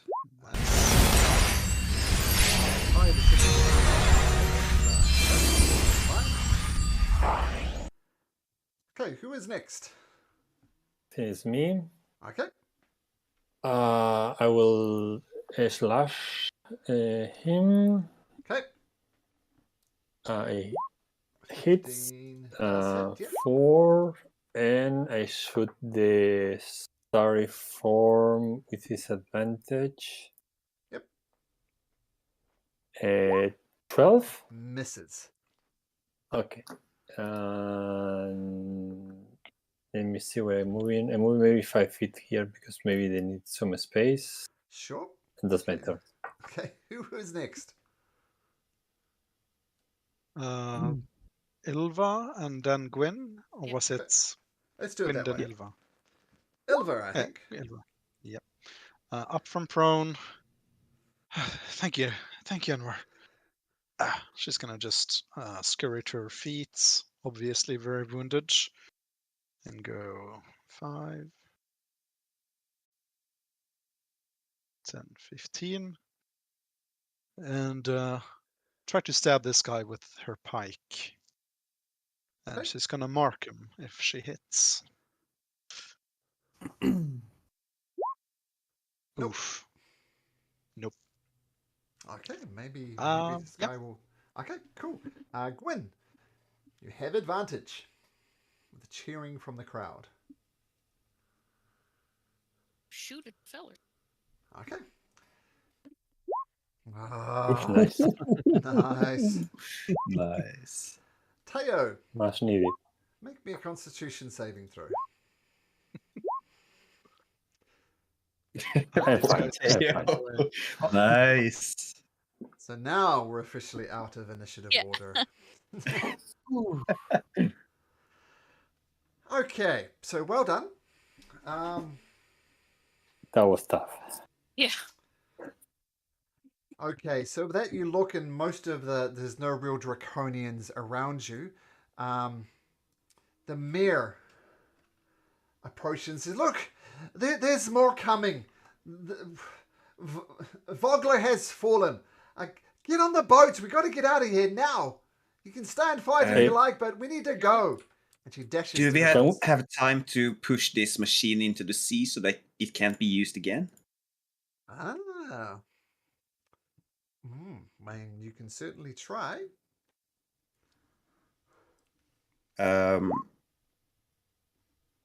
Yeah. Ilva, should we try to do this? Yes. She's gonna get out her. No, she doesn't. I don't have a rope. I do have a rope. So Yeah. Yeah, I have a rope. Let's see, tie it to Atgar's saddle, get on top of Atgar, and start pulling towards the docks. Nice. And we're just gonna try to push from the side as well. Just we will directly into the water here, I think. Okay, all three of you make me an athletics check. Teo, Anvar, and Ilva. Ooh, yeah, I'm furious. I'm furious. I'm no. You're indifferent. Doing my best. You move it forward a little bit. I'm going to have Teo roll me a d6. Do not roll a 6. Okay. Okay, make me another round of athletics checks, please. I've seen that I cannot really help much. I will just let them do it, and I will investigate the ogre to see whether I see any document or seal that would be of interest for us, or money or anything. Well, he just got hit with the equivalent of dragon fire. There's not much left of him. I see. So if there was any identifying features, it would no longer be gone. The boiler drac goes with a hiss of steam as the fire goes out. Okay, heading for the boat. Yeah, Yes. let's go. Absolutely. Okay. And just as you're about to push off, what's Utgard doing? No room for Utgard on the boat. There's no space. No, not for a horse. Oh my god. Oh, just for this horse, I have to make space. We'll point out horses can swim. Yeah. Ilva's going to just hastily toss off most of her heavy armor and just shove it in Anvar's hands. You take care of this. I gotta go with okay. Atke. And then she's going to, take Atke and jump into the river. Okay. Didn't we have nets tied to the side of them carrying people? Can't we like use one of those spare nets and carry the horse on the side of the ship? There's no room. Kind of for dangling the Utgard. hooves in the water? That Okay. sounds horrific. Poor Atke. I I'm had gonna. a campaign I'll follow you that I across the started, river. and the very first thing, the very first sessions, all the party was on the boat, and one of the characters built his whole character around a horse, and the boat sank, of course, and he lost his horse, but his horse managed to swim to the island that they were on. So, in my version of D&D, horses are quite good swimmers. So, there we go.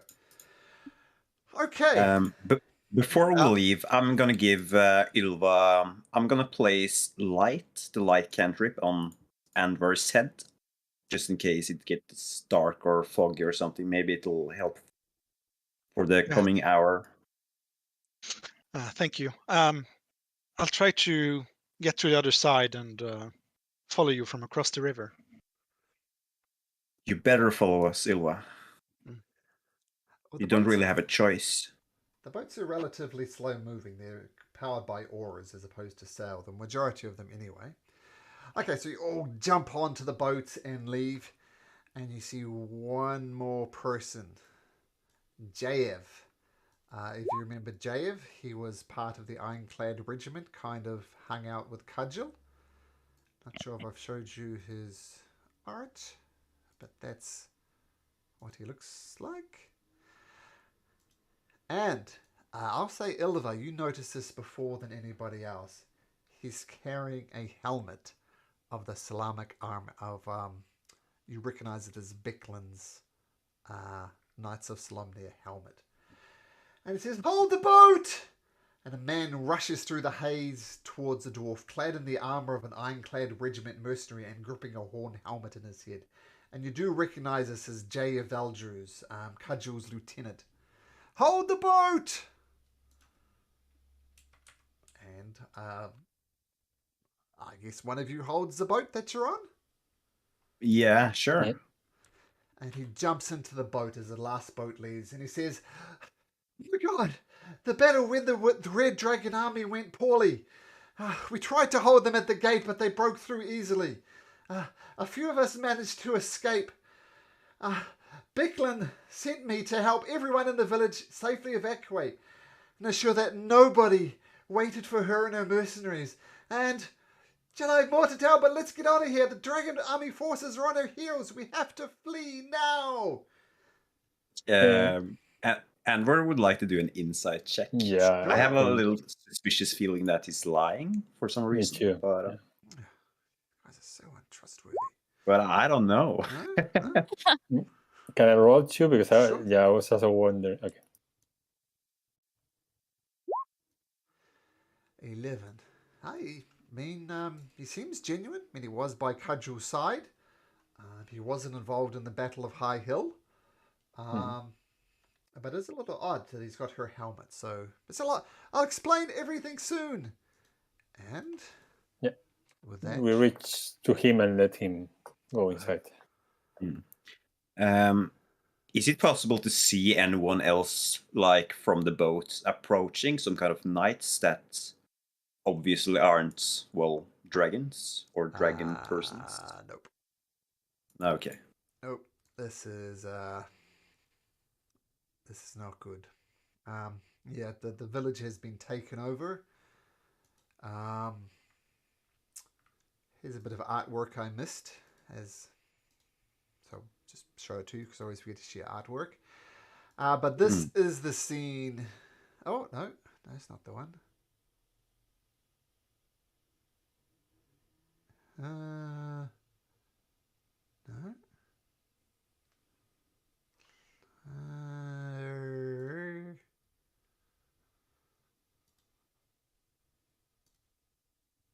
Why won't it show me this thing?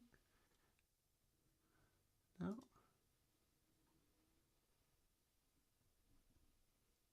Such a cool piece of art. I do want to share it.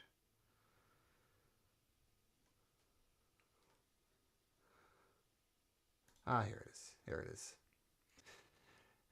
This is the scene you see as you look past. Vogler is inflamed. But you've escaped. You have saved lives. And now you are far away from Vogler. And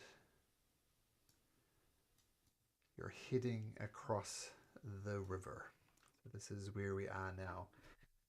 And I think that's a good place to take a break. So let's take 5 minutes and we'll reconvene as you survive the Battle of Vogler. Okay, see you in 5, guys.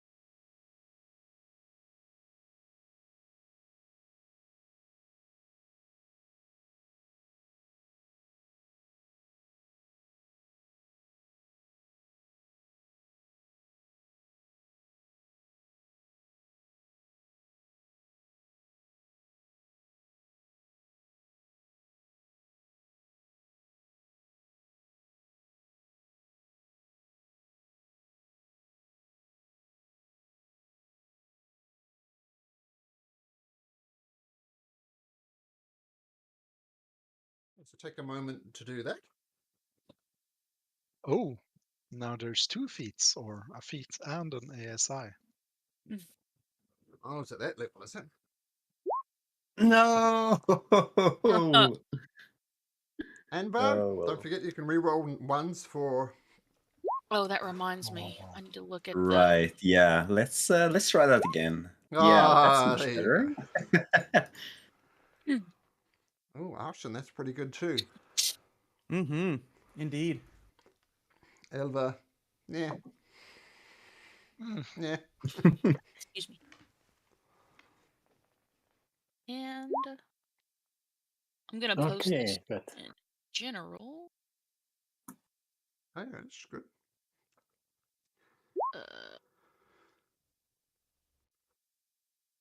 Since this is the first time they're kind of doing the one D&D thing where there's specific feats, that's what they have in this book. Oh, okay. Sure. So once per turn, we take a creature, you can reroll. Oh, okay. Cool. And what are you increasing? Like strength or dex? Oh, I'm grabbing strength. Strength, okay. Oh, sorry. I'm missing. Oh, yes. I was confused with Taryn and Gwyn and Illiver. Which feat are you getting, Gwyn? Hmm.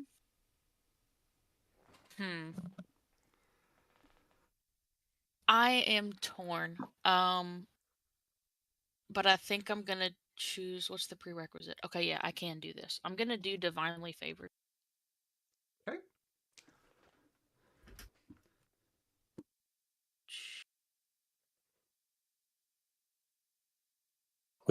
We get an extra feat, no, at level 4 from the list. No, I think I saw the list and it was not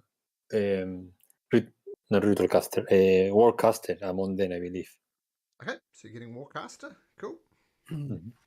Arson took alert. Alert. Okay, I love alert.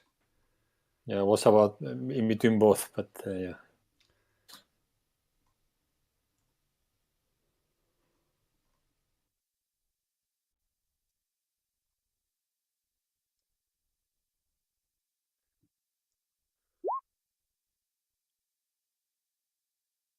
Divinely Favored's an interesting one. What cantrip are you choosing? I'm actually looking at those right now. I'm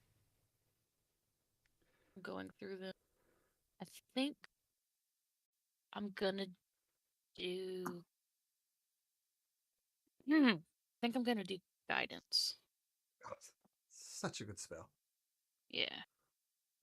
And I did healing word for the other spell. Cool. A baby version of a cleric. How does that work with spell slots? You just get it once and once only? I actually don't know, so let's see. Assume you can use spell slots if you Yeah, have used. You can also cast these spells using spell slots you have of the appropriate level, but you do get a free cast with them. Mhm. That's usually what it is, but I wasn't done looking, so. Okay. Okay. Good to Okay, and with that, I have to switch to my phone and go to the bus stop. know. Okay, cool. Hmm. What did you get, Anvar? I went the boring routes and went attribute on charisma on both. Oh, okay, cool. So I'm 18 charisma now. Okay, and Arson took alert, so that's cool. Yes, we'll go through our new hit points. So Gwyn's now 37. Yep. Obviously, let's just assume you're long rested. Easier that way. Got the divinely favored. Heyo, what route did you go? So I got +2 wisdom, so wisdom 20 with the normal progression, and then with the extra feat I got Warcaster. Cool. And what's your hit points now? 33. I roll a 7. 33. Ilva, what route did you go? Oh, you went Yeah, I took Piercer first as my level 4 feats, and then the bonus feat I grabbed Knight of the Crown. Obviously, she hasn't had time to actually be ordained, but Yep. well, I'll just flavor it as combat's ability for now. Okay, and what's your max hit points? 37, 37. same as Gwyn. Oh, Arson's hit points are 40 now. 40. Okay, cool, got it. Did we do Gwyn? Oh, we did Gwyn. Yep, and okay. By the way, does the feats from level 1 upgrade sometime? Like Squire, Initiate? Yeah, so they do for you guys. It's I thought they update at level 4. yes, and we are level 4, correct? Yeah. Yeah. Like those says adept feats. Adept Yeah, of the White Robes. Yeah. that's a Hmm. prerequisite of the. Yeah. And then for Ilva, it would be like Knight of the Crown, Knight of the Rose, Knight of the Sword. It doesn't look like I have that option. It just says Initiate of High Sorcery still.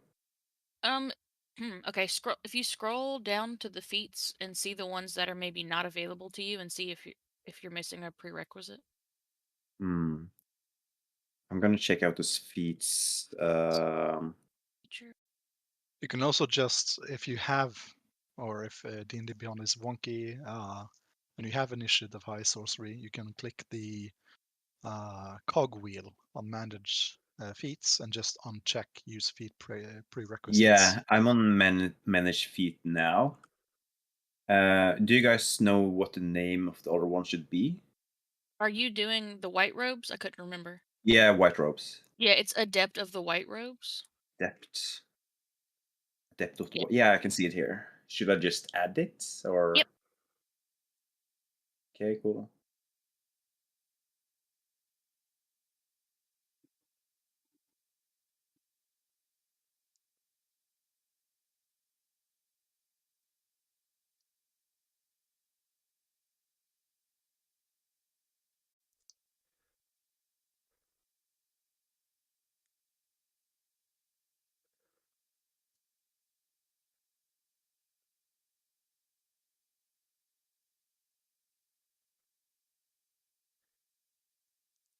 Ilva, just as you're on the boat, can you make me a perception check, please? I'm actually not on the boat. Oh, well, looking at the boats. We'll put it that way. Yep. A perception check. Not good at those. Nah. Okay, thank you. She's just riding Aragorn on Brago style along, tired. Wow. I consider myself a bit of a nerd for D&D. I love the movies, which is compulsory as a New Zealander. I could not have named Aragorn's horse, so you get some geek points. Okay. Yeah, I guess she's gonna look for Levna, I suppose, since she heard the other Solemni Knights. Becklin wasn't among them. You look around, which is actually what I was rolling your perception check for. You don't see her. You look for her. You don't see her. Maybe you've just failed to see her. Maybe she's not there, but you don't see her.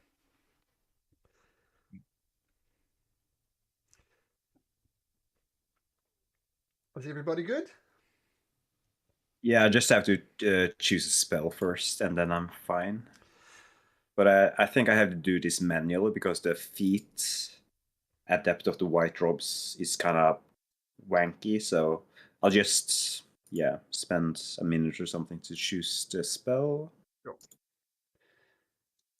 So after a fairly quiet ride across the river, you see the city of Killaman arriving, which is the most obvious place to go. Before we get there, though, can everybody make me a history check, please? Mhm. So we'll say Gwyn. This is what you share about the city, Gwyn, what you know about it. It is the capital of the Islamic province of Nightland, which is, this kind of area at the bottom here. It's a thriving trade city known for its strong walls, castle, and harbour beacons, all of which predate the Cataclysm even. The city is led by a governor and a council of prominent guild leaders and a military marshal, and maintains a significant military force to deter raiders from Estwild over here, and monsters from the Dagard Mountains, which are these mountains to the south here. And the city, it's obvious from the map, I guess, sits at the mouth of the Vingard River, about 30 miles downstream from Vogler. So the journey is solemn. Even as you approach Kellerman, a good 30 miles away, the going's pretty good because the current's going with you. You still see the fires and the smoke rising from Vogler. But the walled cities of Kellerman rises in the distance, spreading across the southern shore of a wide bay. Ships sail to and from the city's walled harbour, the courses lit by towering beacons. On the shore ahead, where the Vingard River meets Kellerman Bay, dozens of survivors from Vogler have pulled up their mismatched boats ashore and begin making camp. So more like over here. They're not actually in the city itself. So you all get to shore, including Ilva and her mount, and you notice Darrett's there.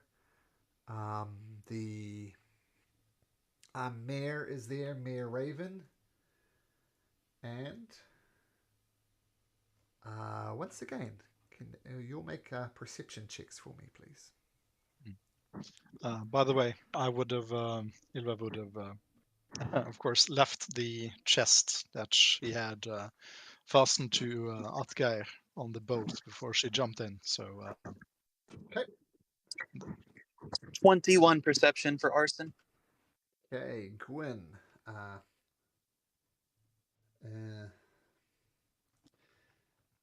You look around, we'll say Gwyn, and you notice something.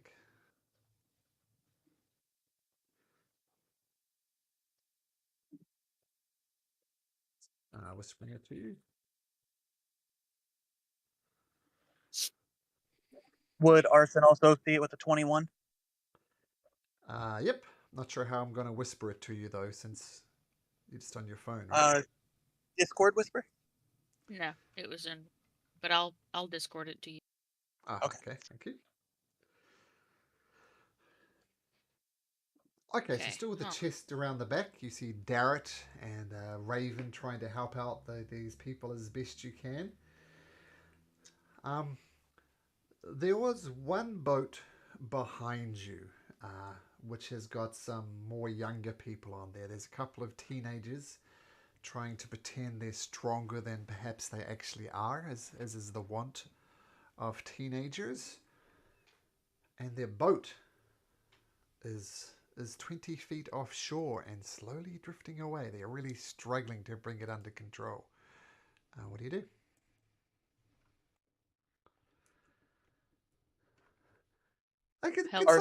Can somebody help us? We're losing the boat. Our brother's still in there. Somebody help! I'll do my best to try to help them. yeah, Ylva's gonna jump into the water. So Arson jumps in the water. You going in with him, Gwyn? Yeah. No, Arson's gonna stand and watch back rub. He's not helping back rub out. That's No, back rub. Well, it's not back rub. No, it's youngsters, not Lord Baccharis and his son Baccharis the Junior, the younger of the second. Yeah, jump in the water to try to grab the ropes. Okay, so you going in as well, Gwyn? Yes. Okay, so you splash into the water. It's relatively easy to get to the boat, but it's being dragged into Kellerman Bay. You see a young child in there, maybe 8 years old. Looks a little bit singed, as if he's taken a little bit of fire damage. But he's balled into like the fetal position, and is just gently crying in the back of the boat as it slowly drifts towards Kellerman Bay. And how far away is it from us? It's now 30 feet from the shore. So you taken that you swim out to it and you're at the boat, but the boat's 30 feet away from shore. Okay, but we're by the boat. Got it. Yes. Okay. I don't think I'm strong enough to help pull the boat, but I can with my swarm. A target must succeed on a strength saving throw, DC 14, or be moved by my swarm 15 feet in a direction of my choice. I would hope the kid wouldn't fight the beetles, but he might. So, but I'm gonna try to bring the kid to me from the boat since I don't think I'm strong enough. Oh, so you're casting the swarm on the kid to bring the kid towards you. Yep. He is panicking. What's the save? Strength 14. Okay, so this is going to be a flat roll. Oh no, he failed. He tries to resist it, but he doesn't. So the kid from the back of the boat kind of gets dragged towards you, and he's right there now in arm's reach. Yep, I'm gonna take him and bring him to his people while Ilva and Arsene try to get the boat. Okay, the kid's thrashing around. He's not trusting you. He looks like he's in blind panic mode. So what do you do? I'm gonna point towards the shore to where his family is and say, "I'm just bringing you to your family." Make a persuasion check for me, Gwyn.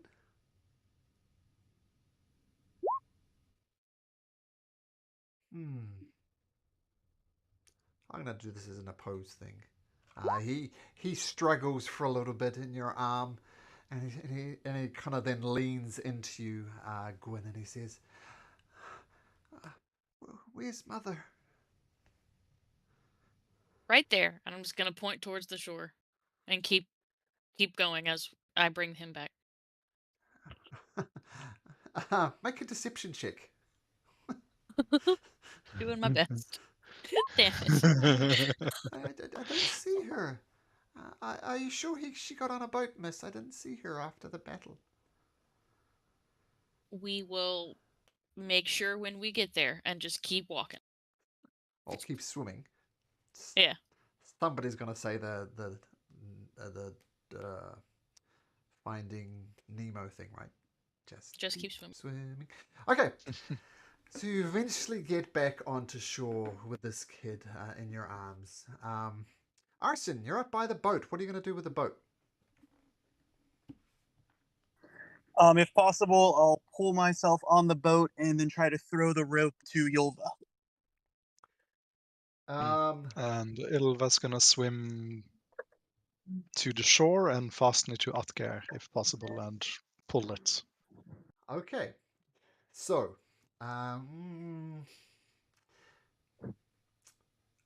it's a little bit tricky to navigate the boat against the current. So what I'm going to have Arsene make a athletics check. A survival check at advantage to see if you can guide this boat home.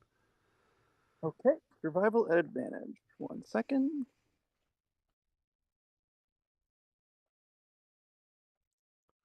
And second roll. Okay, so 2 natural ones for a 3.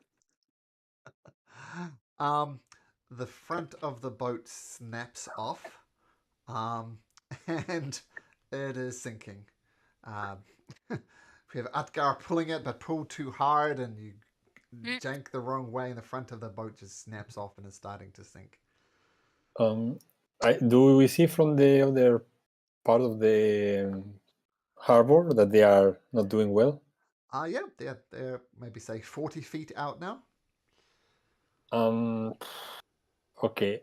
There are too many people looking at our direction, or they are just busy with other things?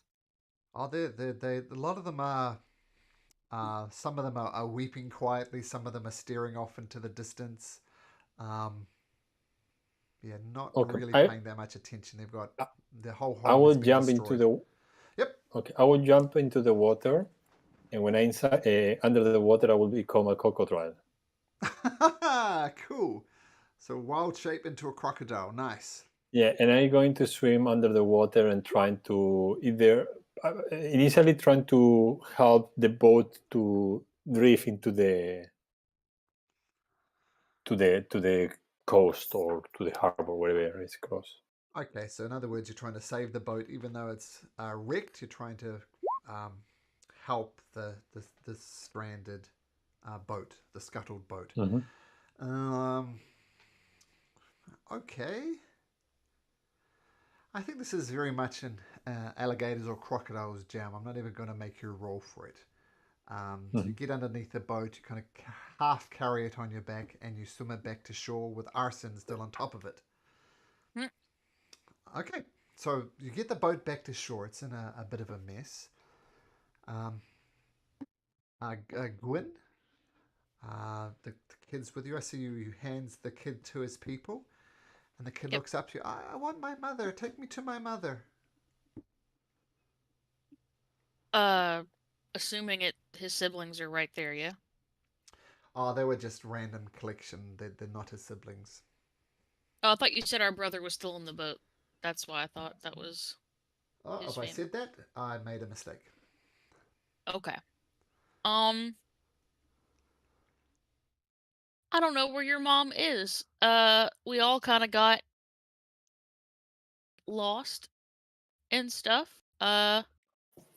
But there's a huge group of people all getting off the boats, and maybe you'll find her over there. Make a persuasion check, Gwyn.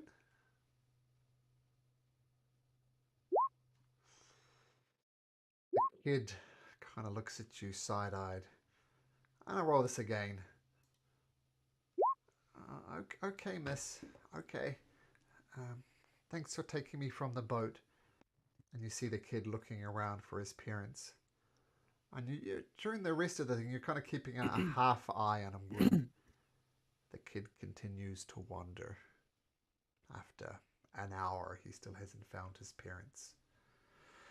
While this is happening, with the people still remaining on shore, let's say Teo. Oh no, Teo's an alligator. Envar. Yeah, once I'm done with the boat, I will change into my shape, trying to do it in a place that I don't catch many eyes. Okay, cool. Okay, that's easy enough to do. Just walk in from the water. There's a lot of people coming in from the water, so easy enough. We'll still say though, Anvar, roll me a d4. A D4. Oh, a d4. Okay. Yep.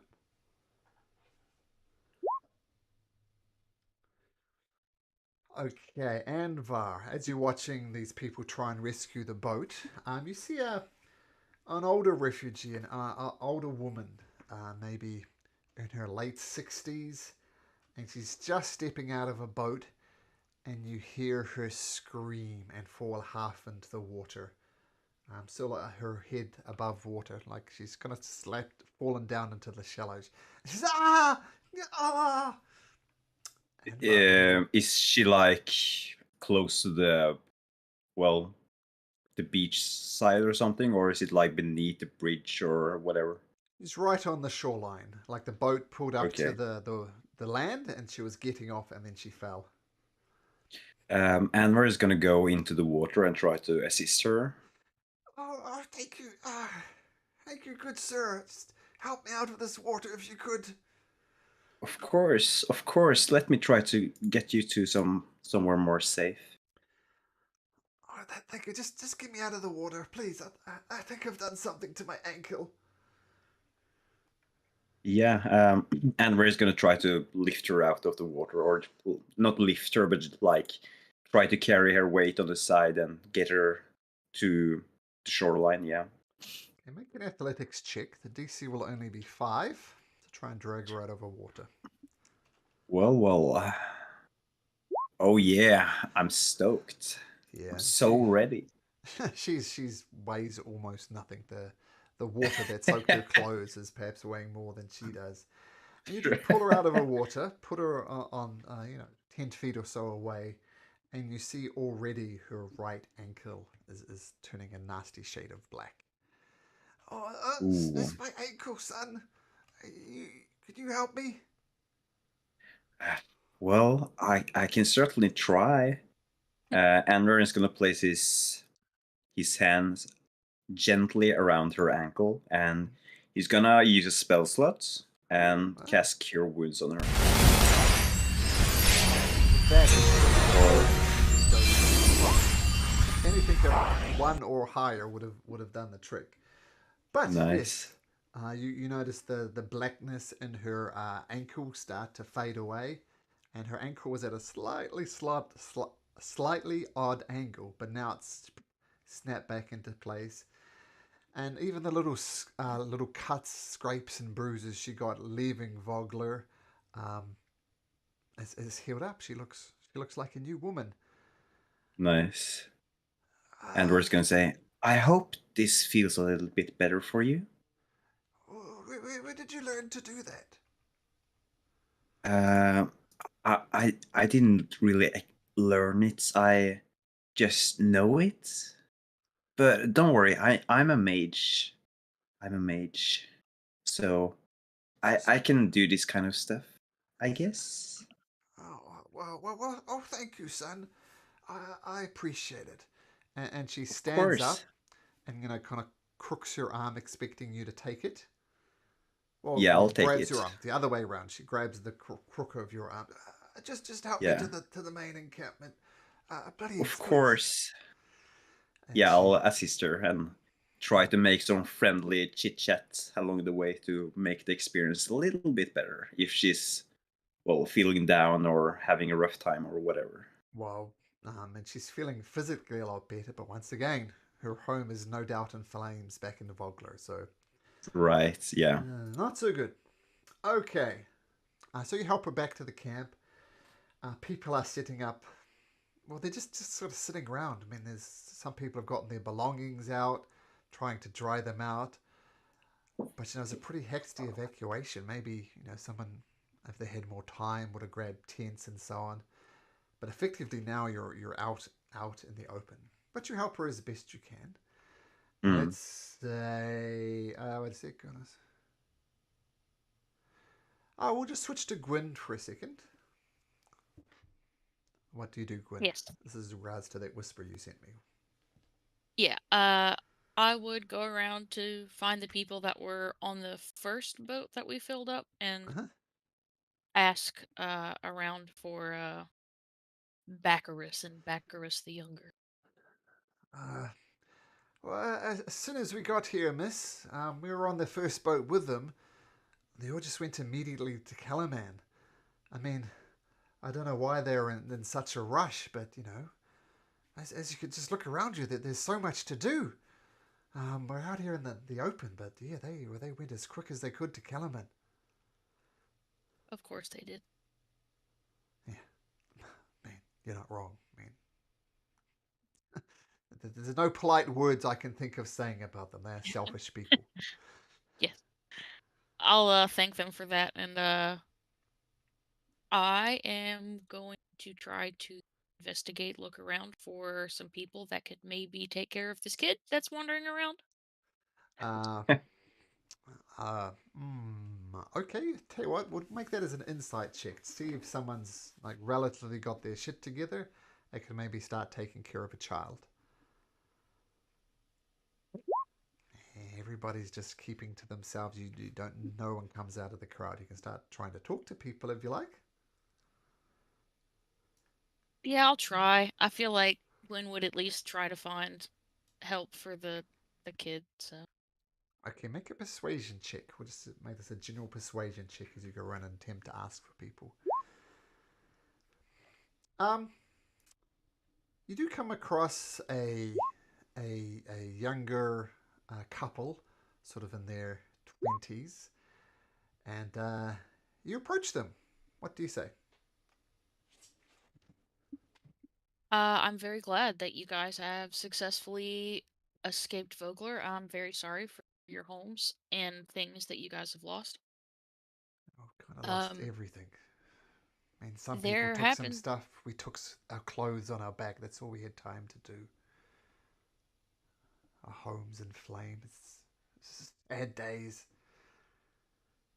Very sad days indeed. In fact, I feel like they're even sadder for this guy, and I'll just gesture towards the kid wandering around. And Okay. his mother didn't make it with us. And he's alone. And I was wondering if the two of you, being a young couple with, you know, enough time ahead of you to rebuild your lives, if you could help him. The wife looks at the husband and said, "Look, we always wanted to start our family. Maybe this kid in these times of trouble, maybe this is the start that we're looking for." And the husband goes, "Look, we have enough troubles of our own. Look, we've got to re-establish our life sometime. This kid is just going to complicate things. Yes, we want to start a family, but we're not going to do it by goddamn adopting someone. We just got to survive now. We can't do this." And they kind of go back and forth like this. The wife says she wants the kid. The dad says too complicated. Uh, hmm. Well, it seems that your wife is very interested in taking care of this child, and this child has literally no. Um, could you find it in your heart to care for this child, even if it were for a while until you found him a safe place to be?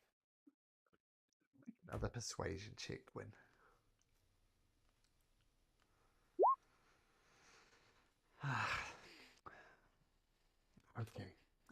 Okay. We'll watch him. Maybe his mother is somewhere, but we'll watch him. And you have my word, my lady. If we don't find the kid's mother, we'll take care of him. You're right.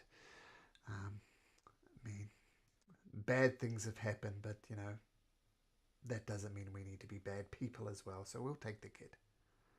I'm gonna give them 10 gold as well. Ah, nice. Oh well, that'll help out immensely. Thank you. What's your name? When Gwen. I will remember your name, Gwen. Thank you, Gwen.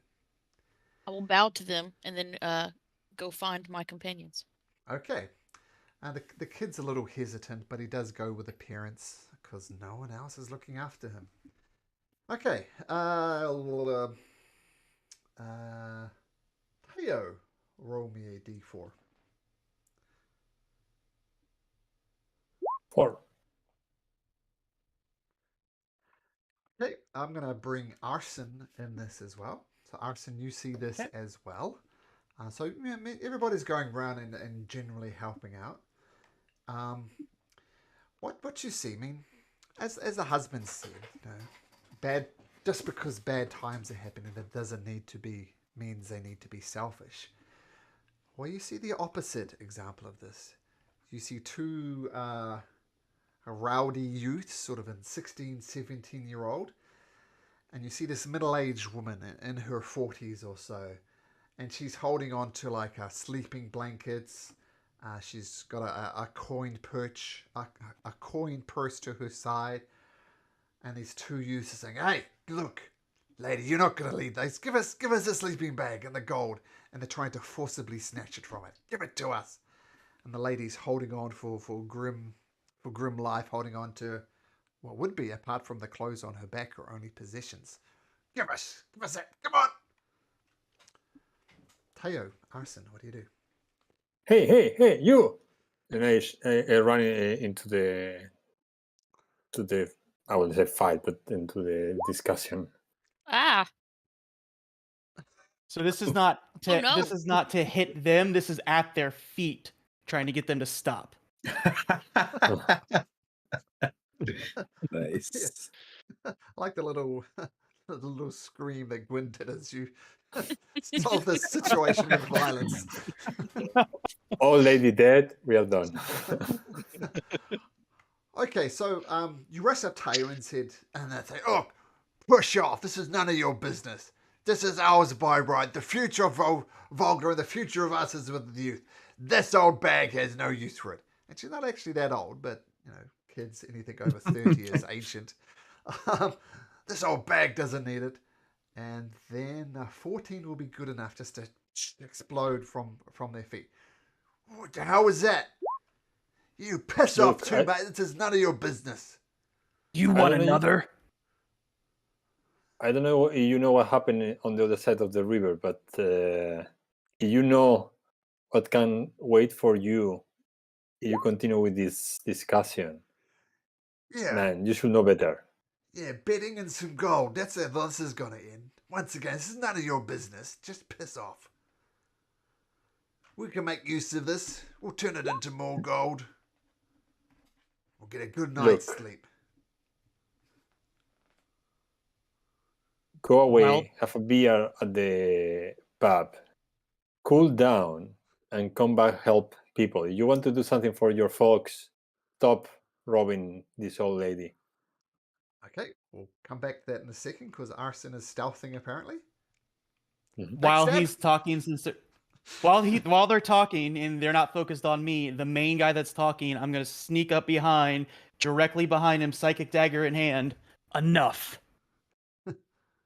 What are you doing with a psychic dagger to the? It's just summoned and it's right there in front of his Threatening. face. Enough. And I'm behind him, and it's right there in front of his face while I'm behind him, and I just scream, "Enough!" I'll say Arson.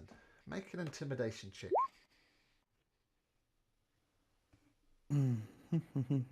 Why can't I find it? There it is. Amazing. I'll come back to that in just a sec. Gwyn, you're trying to pull them away? Yeah, I can only do one. Yeah, I can only do one at a time. So, but I figured it would scare them. So. There's a flat roll. Fudge. Bugs off me. And the guy turns around and looks at you at Harrison. Look, as I said, this was none of your business.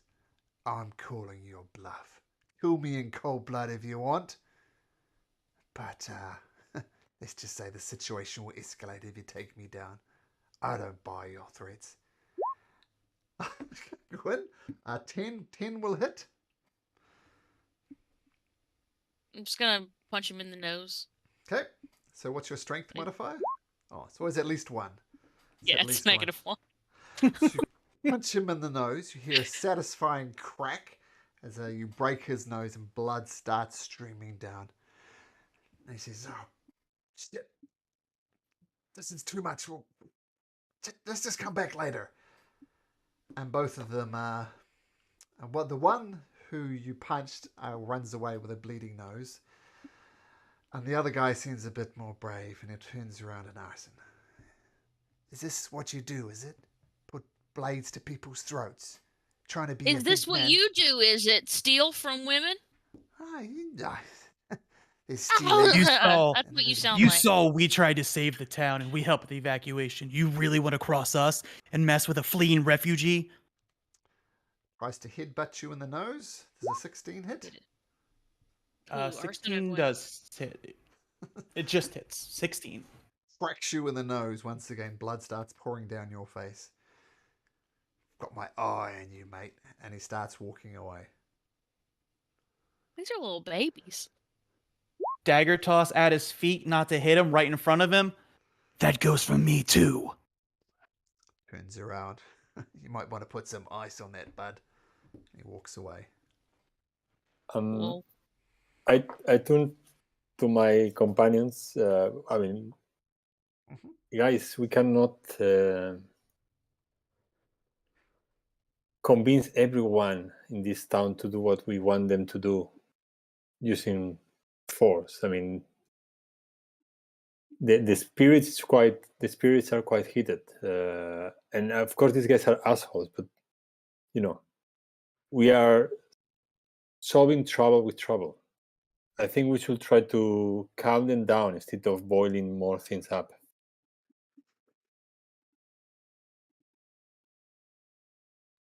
No. Wouldn't be any trouble if I could just kill him. No, Then not we will that have- either, though. So.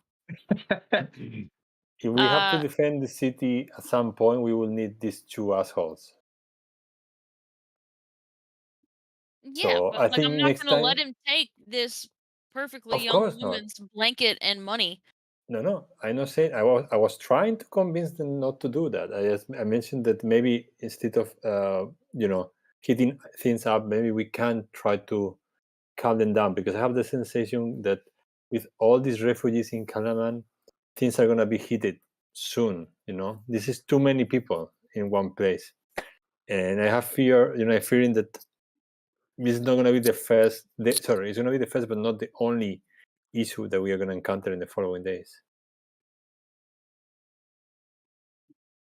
It's just a thought. It's you do you. Fine. Okay.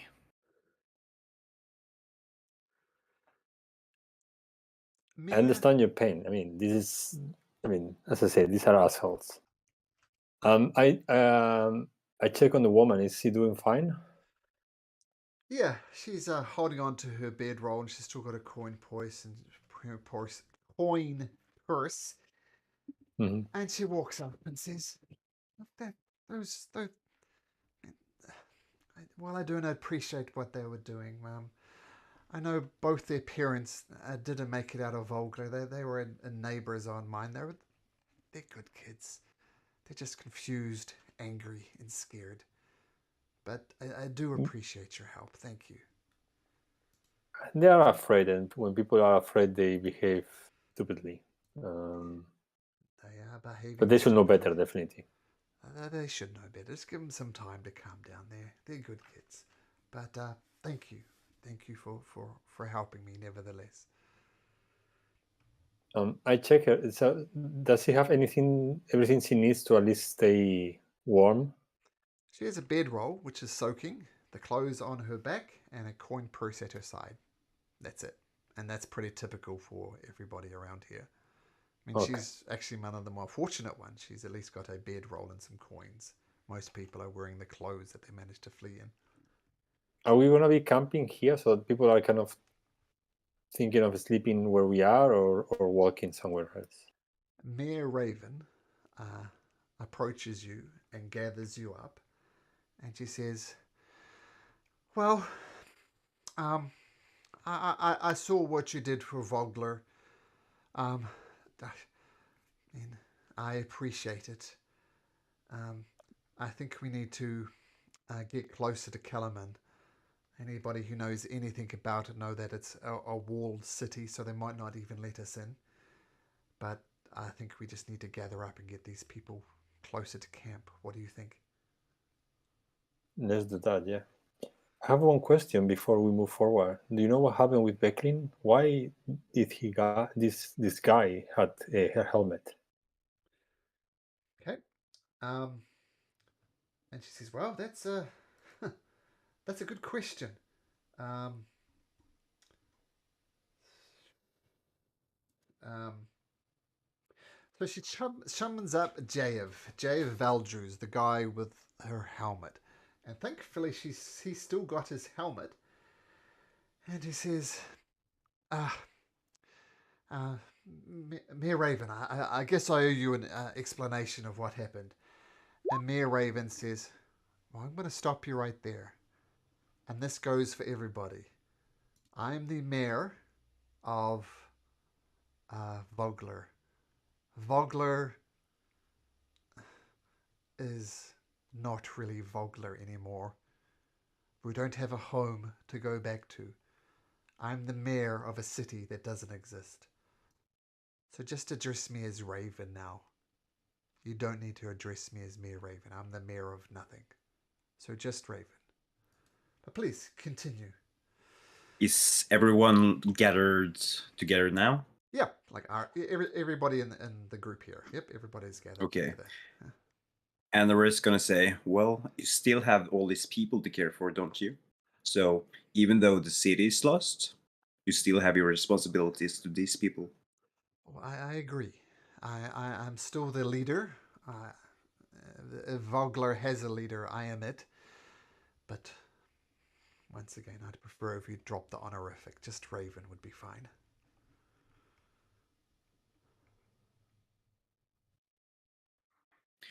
Do we know if Calaman has the capacity to even support all these refugees? Short answer is I don't know. But let's get these people together, get them to at least the gates. I know there's a lot of camps and traders who set up shop outside of the city walls. I guess if all else fails, we could set up some camps there. Maybe if things go differently, maybe we could go into Kalaman himself. But this is a lot of refugees we have going. JF, what were you saying? JF kind of looks down at this helmet and says, so I was fighting with the Becklin and Cudgel at the city gates. It was difficult, it was hard, and of course, as we all know, the city gates fell, and we retreated as best we can. And we thought if we could just hold them for a minute, it would at least give the people of Vogler more time to escape. But I doubt if it was even a minute. Things got chaotic. I have no idea what happened to Cudgel. I didn't see him on the boat, but I can tell you what happened to Becklin.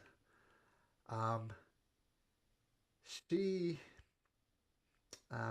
sent me to warn you guys that the defense had failed and not to wait for the defenders.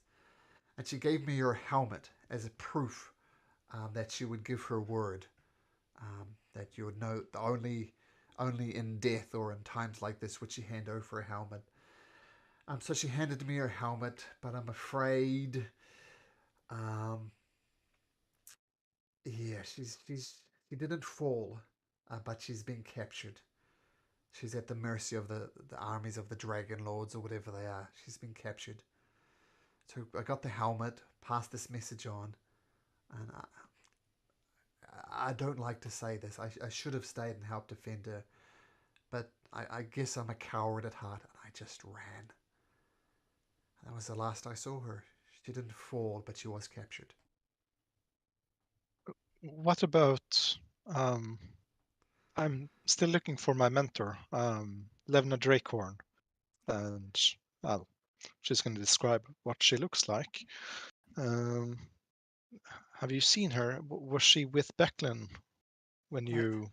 I did see two knights of Slumnir fighting side by side. I definitely saw Becklin fall. I can't comment on your friend though. She was right there in the mix of stuff, and as I said, I wish I was less of a coward. Like maybe I should have died, but I ran. Maybe she's fallen. Maybe she got captured as well. I don't know. No, you're not a knight. There's nothing that means that you should stay and die. Live and fight another day. Exactly. Perhaps you're right, but I still feel like shit. I could have saved Becklin, but I didn't. Well, you can still do good here, can't you? Oh, I can certainly try, I guess. Mayor Raven says, well, I think there's a lot of, not Mayor Raven, just Raven says, well, there's a lot of goods, there's a lot of could've, should've, would've. Maybe we should have stayed and fought. Maybe it might have worked. Maybe we could have driven them back. But what I do know for sure is that my people need shelter. We won't survive long out here. And she speaks a speech. Ah, people of Vogler, your houses have fallen. Our city, our village as we know it has gone. We need to walk to Kalaman now as best we can. Gather up your things and let's get going. And with that, they start the trek to Kalaman. And I have a piece of art here. So this is what Kalaman looks like from the outside. As you can see, there's statues, big wall, there's a big castle in the center. It's hard to miss. Yeah. Um, I feel Ilva. Well, you still have the armor, the box. Yeah, with it's you, what I right? wanted to say. That on our way to Kalamar, maybe we can find Derek. What's his name? Yeah, Derek. Yep. Give him the armor. Yeah. Oh, so you approach Derek with a box. I think Ilva has it. Mm-hmm. Becklin gave me and Teo a message. Well, Yeah. saying What? she wanted you to have this and this box. This is from Becklin? Yes. She gave it to you while she was in the battle? I don't understand. I think she. Well, what do you think, Teo? I think she I think she knew she saw. would fall, or she will fight until the end, and wanted you to know that you are ready. Well, Derek, you are ready. I know what that guy said. She's captured. I mean, she's taught me well enough to know that I can't just simply go back to Vogler and get her back, but I'd like to try and help her one day. I assume if we ever find her, you guys will get her free, right? Of course. Yes. She taught me everything I know about the Salamic Order, and now it's just me. And he opens the box. You guys have already opened the box, right? Mm-hmm. Yeah. Yeah. Yeah. Full set of plate mail armor there. Jealous. And Darrett says, this is too much. But out of respect for Becklin, my mentor, I will wear it with honor and pride. Ilva, you'll probably know this better than anyone. Do you think she saw me as ready? This is my next step in my training as a Knight of Solemnia? I think this is proof. Yes. She thinks I. Well, she left this for you. That means everything, I think. I mean, we could find someone in the city of the order. Perhaps they can officially ordain you. I'm not sure if there are any in Kalamam. Well, I think the first thing they're gonna do is they're gonna make me a squire. That is the normal course of events, is it not? Yes, yes. Yeah. And what does a squire need, Ylva? Oh, a mentor. And he looks up at you, making an implication, What? but he's What? not going to say it. Ah. What? What? I'm Oh. just a squire as well. I mean, my mentor. I haven't seen her. I'm not sure if she's still alive. So, so I'm lacking a mentor, and you're missing your mentor. I, what do you think? I mean, I saw how you I'll, fought there, Ylva. You were amazing. Brave, you hold the front line against that ogre. You embody everything it means to be a Knight of Solemnia. Please, thank do you. me this honor. Anvar is gonna approach Ylva, place his hand on her shoulder, and say, "I think in times like these, we need to support each other, right? Maybe there was some kind of fate that we met each other.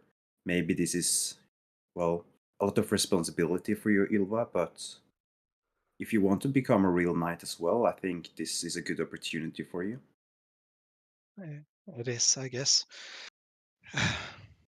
Yeah, if they let me, if they move me up a rank to a member of the order, I'll accept you as my squire, Darret. I'd be honored to do so. I'll teach you to my best capability.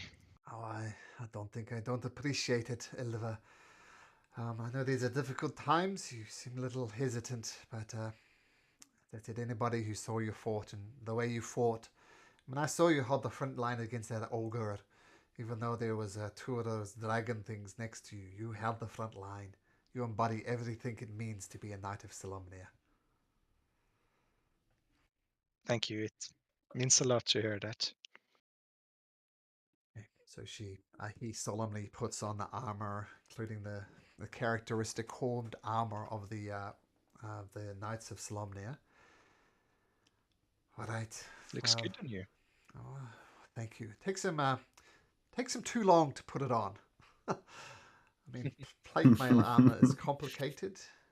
I imagine you help him out a little bit, Ilva, and eventually he snaps it into place.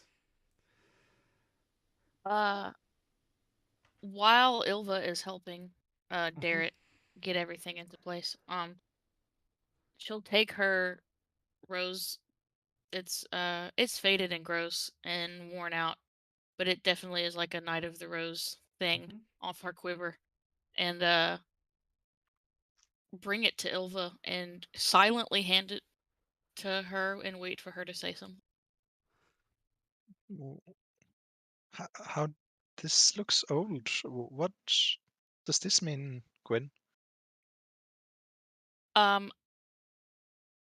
It means that I can still technically make you a Knight of the Order and Darrett your squire.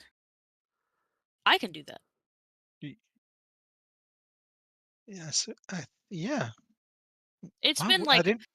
300 years or so, give or take, a handful, a decade or so, since I was a practicing knight, but that doesn't go away. That's till death. So It is. you can have that. I don't need it any longer. And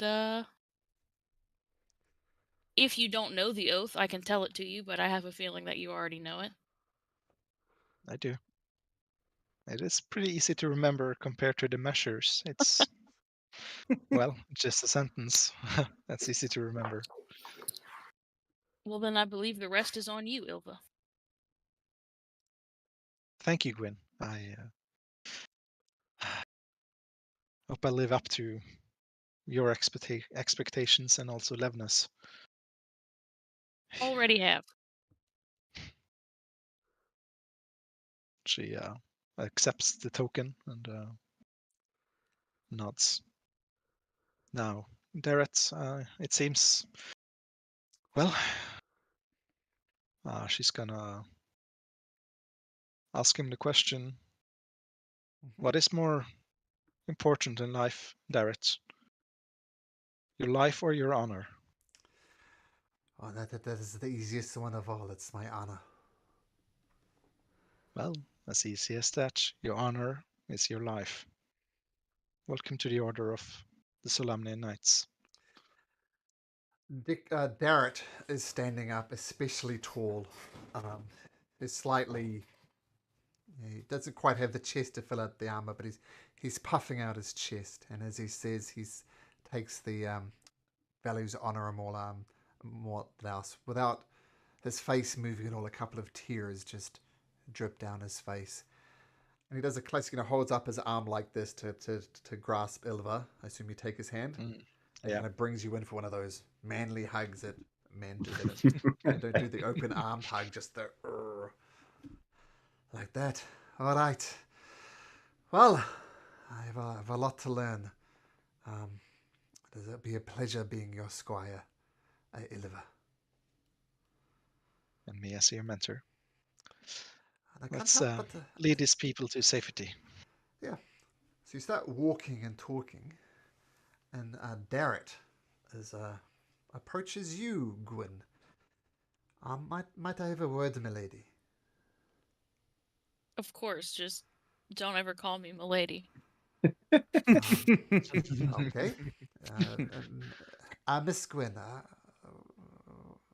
you were a knight of Solemnia? I am confused. What do you know about elves, Darrett? Oh, no. You're the first one I've met, put it that way. We live a very long time. and several of your lifetimes. I have already lived several of your lifetimes, and so in another life, I suppose, yes, I was a knight of Solamnia, but at the end of the Cataclysm, when the knights were kind of no longer respected, I guess is the word for that, because a lot of people believed that they could have and should have prevented it.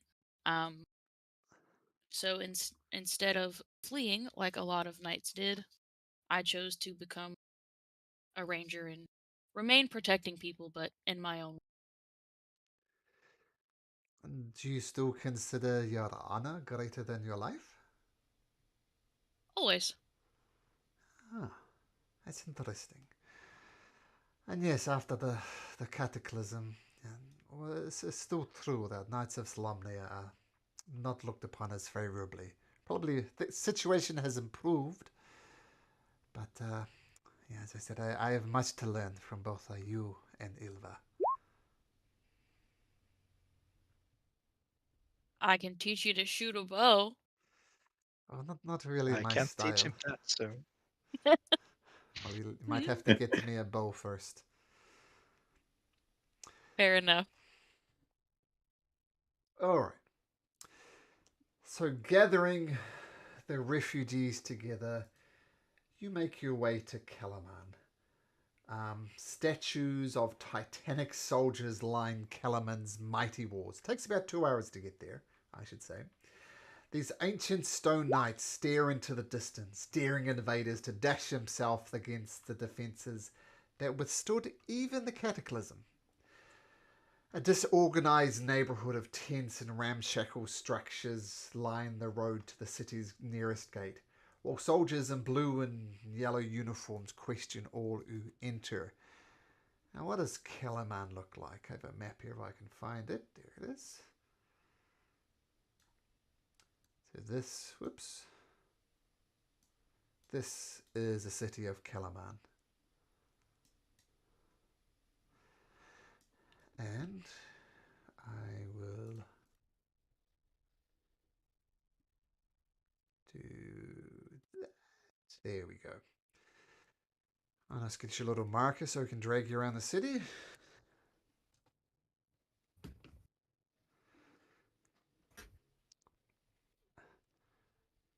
I'm just going to say this briefly. Anvar. Yeah, I was actually just gonna try to RP it in some kind of way. Sure. I just wanted to remind you. But just let me get Yeah, this marker I'm just. and then let me just sort this out and we'll get into it in just a second. Where is my marker? Oh, there it is. Okay, so you're approaching the main gate and you see this ramshackle bits and pieces. Raven leading the place. She says, I assume you've seen the fires to the west. I'm the former mayor of Kellerman. Please, my people need food. They need shelter. Might we speak to someone? And the guards look around and they say, you can enter, but you're going to have to leave your people outside. And she said, might I invite these people to join me as well? They very much, they fought at the front lines. They showed great heroics. I'd kindly ask you to let them in as well. And the guard looks around and says, looks at you guys as, what exactly was it that you did at Vogler? Try to defend the city. It was under siege. Killed off 20 invaders of the dragon army and a big ass ogre. Oh, that is impressive.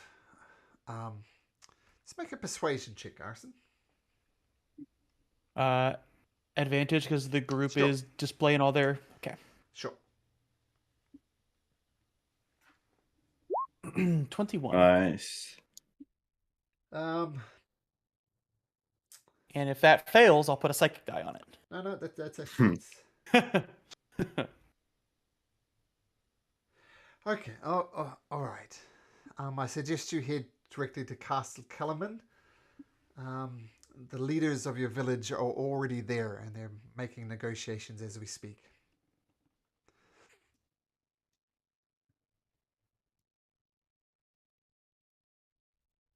And you look around and you look at the leader of the city. She's not there.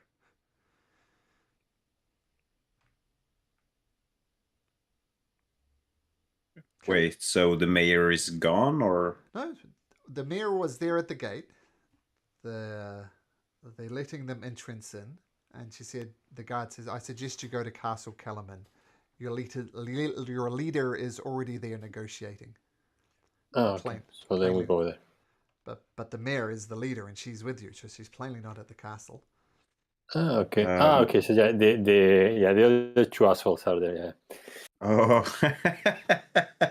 Oh no, is okay, Backrub sure. taking credit for Yeah, this? yeah. We let's speed up. I think we can be. These guys may be selling some souls. And Anwar is gonna, before we go through the gate, he's gonna approach Hilda and be like, "I didn't really expect to come here this quickly, to be honest. I don't know if you. I needed to go here. I don't know if you remember, but back at the test for me to become a member of the High Sorcery, Rovina wanted me to deliver this scroll to Wyham, which resides in Calamant. So I do hope that I can go there fairly quickly, but maybe we should, join this meeting first. Hopefully, it will help people settle in as quickly as possible. And if we have some time, maybe I can go to Wuhan myself to just deliver this scroll. Yeah, definitely. And well, if Backrub Junior is trying to do some nasty stuff, we need to stop him. Right, yeah. I have a feeling he will try to do some nasty stuff indeed. Can I throw a dagger at him? I'm sure you can, but let's not do that. Fine. Yeah, we need to keep what's the word? Public opinion on our side. True. Unfortunately, in this case. Yeah. There's a word for throwing daggers at civilians. It's called murder. You know. It's right. This is a civilized city. You can't just go around murdering people because you don't like them. Desperate times require desperate solutions. And we're not going to say that. I'm just going to say that out of We should just keep our heads down, I feel. Head down, I can do. Yeah, whatever we do will reflect back on the refugees. So let's stay on our best side. Yeah, remember that. Yeah, exactly. Our goal is to get them all in the town. Not being right. And of course, milady, says Darrett, talking to Ilva. Well, we have kind of 2.5 nights of solemnity here. And as we all know, we don't have the best reputation. I mean, it seems the memory of the cataclysm and the rose of the night on it is still strong in some people. So, and I'm sure you agree with me. I'm just stating the obvious, but we need to maintain our nobility, our honor, and do as best we can. That's what Becklin always told me. I can feel their stares already. Did Becklin ever tell you if there were any Solemnic nights here in Pelaman? I got the impression that the Becklin's warring days was behind her political bent was done. All she wanted was a simple life in Vogler and maintain the castle Vogler, bring it back to its former glory. She often jokes that she's in her retirement years, so to answer your question, she didn't know and she didn't care. Her focus was purely on Vogler. I see. What does that translate to, Gwyn? My honor is my life. Cool. Okay. That's the actual, like, from Dragonlance Yeah. Mm. Order of the Knights thing. Yeah. Mm. Malcolm doesn't speak Solomonic, so I just wanted to clarify. I know there's a lot to do as a DM, but I'm not going to learn a whole different language as a DM. I'm just going to So fair. put that in the too hard basket. Fair enough. Yeah. Okay. So as you cross, as you approach Castle Kellerman with both Darrett and the mayor with you, a familiar figure intercepts you as you approach the paved courtyard. Baccharis the Younger. I put him up a picture of him because he's such a cool guy. Cool. Baccharis. Backrub, as you call him. Back rub. Doesn't Just he a look a swell lot little like fellow. that king in Joffrey. yeah, Oh yeah. looks like him. I don't know if that's coincidence or not, but it does bear a striking resemblance for numerous reasons. Mm. Smart little shit. And as you approach, going just through the courtyard of the castle, Baccharis the Younger intercepts you with an arrogant smile and says, "You are not needed here. My father has matters well in hand. We'll be sure to send for the rest of you and the fish folk once we've determined what's best for them. So just move on. Out you go." Oh, don't worry, Backrace. I'm sure our help will be appreciated by the commanders of the city. Don't worry. Yes, my father has situations well in hand. We'll decide what is best for the fish folk. Your father is not the mayor. And I'm sure these people would love to know how your father and you decided to war profiteer against the town. What are you talking about, you simpleton? My father led the defense of the city. If it wasn't for him, the city would have surely fallen. Wow. Castle Kalaman sure is big. I wonder if I get a chance to meet an actual noble. Let's go, guys. You're speaking to an actual noble now, guards. Just don't let them in. My father is the leader. And the guards kind of stand there and block your way of going much further. My father's situation is well in hand, and these peasant folks, they're just simpletons. Just ignore their bleating. They're like sheep. Raven, the mayor, is still with us, right? Yeah.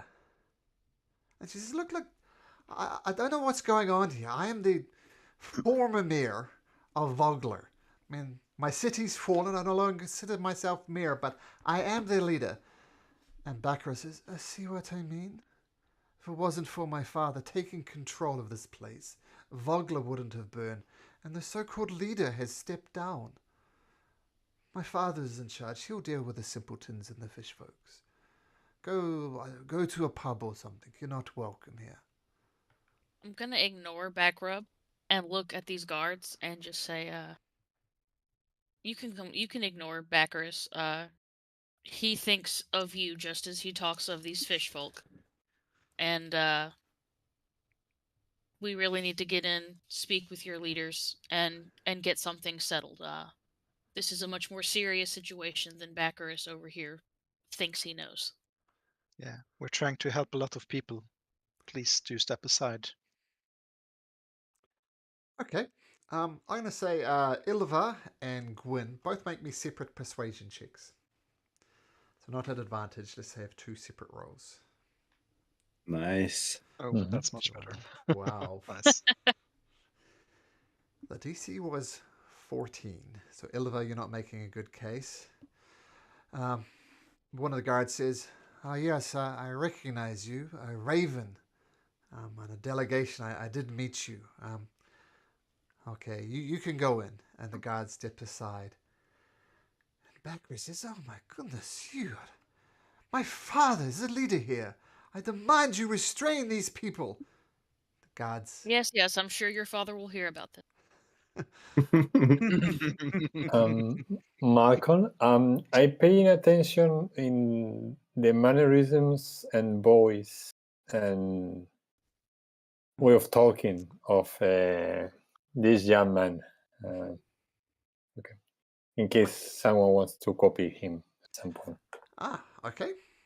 Well, pretend you're an entitled asshole and speak with a voice like this, as if you own the I will world. try. And you get right into his head. And as the guards let you through, you're just walking past, and Bacchus just hurls some weak insights at you. Peasants! Sheep!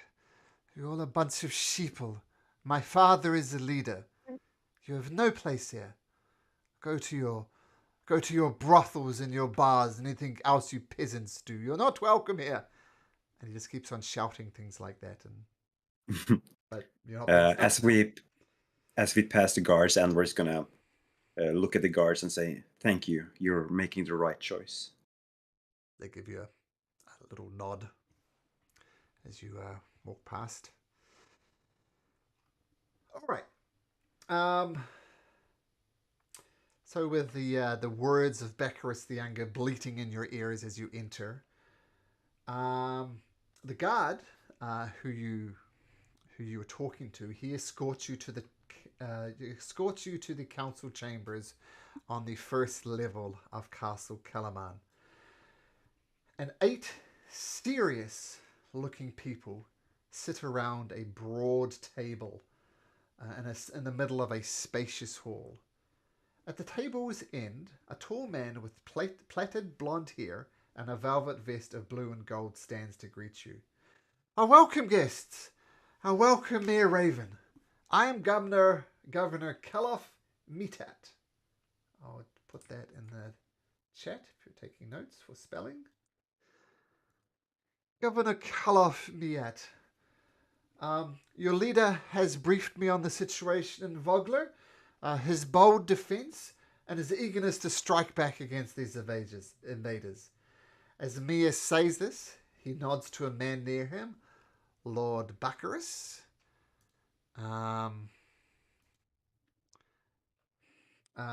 Who glares at you as your intrusion. In case you remember what Lord Bacchus looks like, that's what he looks like. Tell us, the governor says, as he offers you a seat. Are you preparing for battle? Are we looking to take this back as soon as possible? It's what your leader here suggests. We need to retake back Vogler. Please, sit down. Tell me your plans. Not that.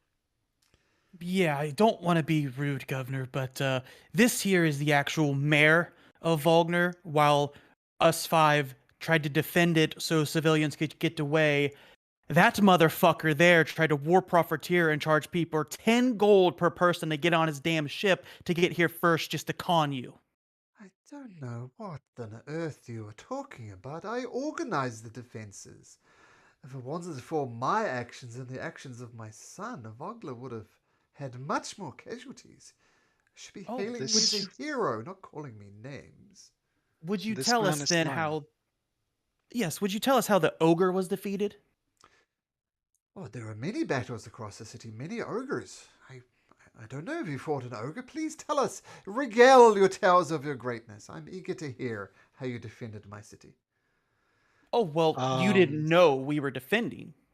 So apparently you didn't organize us to defend, so therefore you're lying. The whole Ilva is gonna Yep. unhook her armor on their shoulder and just show her skin, which is all bruised, bloodied, and slightly fractured. This was an ogre. And this man is lying. He tried to profit from the refugees fleeing, selling spaces on the ships. Look, this whole situation was chaotic. I apologize for these bleatings, Governor Miat. But I organized it as best I could. I mean, I was born for greatness, and this is just one of the many great acts I've saved in my time. I saved as many people as I could, rallied the defenses, and these people fought bravely. I will give them that, but I did not control the whole city. But I did as best I can, and as I said, if it wasn't for me and my son, the city would have fallen a lot earlier. You and your son were the first people to leave. We were on the last boat. You were on the first boat and you were trying to make people pay their way. We've got more than one witness and a whole town of people back there that would back that up. Nobody asked you to be the leader. We already have one. And I'm just going to cock my head at Raven. Speaking Raven. of that, Governor Kalof Miat, I guess your heralds will know in the writings, in the books, Mayor Raven. Well, I know Mayor Raven personally, and Mayor Raven says, "Look, I don't mean to be a stickler about this, but I don't have a city anymore. So just call me Raven is fine. My companions here, I know you do not know them, but they speak the truth. Lord Vogner, Lord Baccharis, and his son, they were first on the boats. I cannot speak either one way or another if they rallied the people or they did not. But I can say for a fact that they were on the first boat out.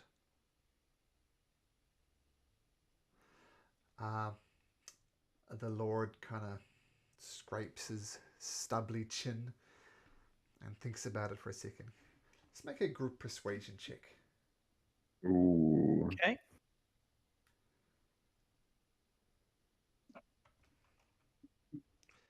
Wow. I mean, I can put a side eye in it, but it's still gonna be what it is. Listen. I mean, because if it fails, I get the die back, so I guess it just doesn't matter. That's why you shouldn't swear. That's a natural one. You're right. You're right. I did cuss at him, and I wasn't very noble. Like, You literally burst into a council chamber and called someone a motherfucker, so maybe you deserve that extra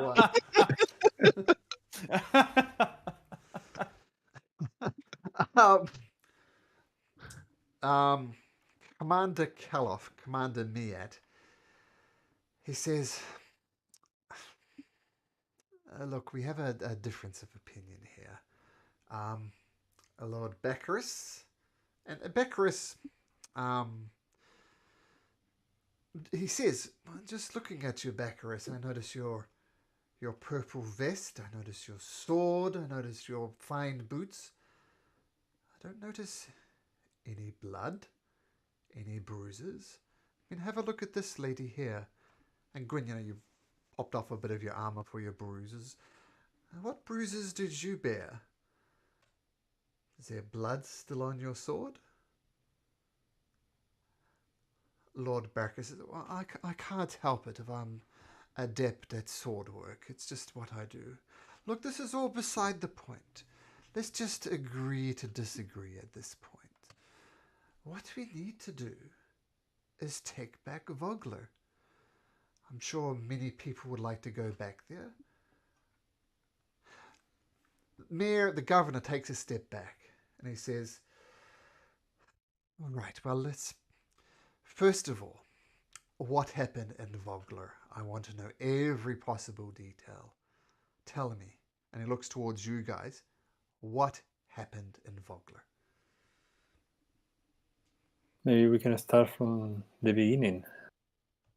Before the attack, we identify the main force of attackers.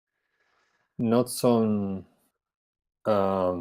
scouts or a small band of bandits, but a full army of over 1,000 soldiers. This is why we cannot come back to protect Volgar. It's unprotected. It cannot be protected. This is a full army coming. Who were these soldiers? They were mercenaries? Who were they?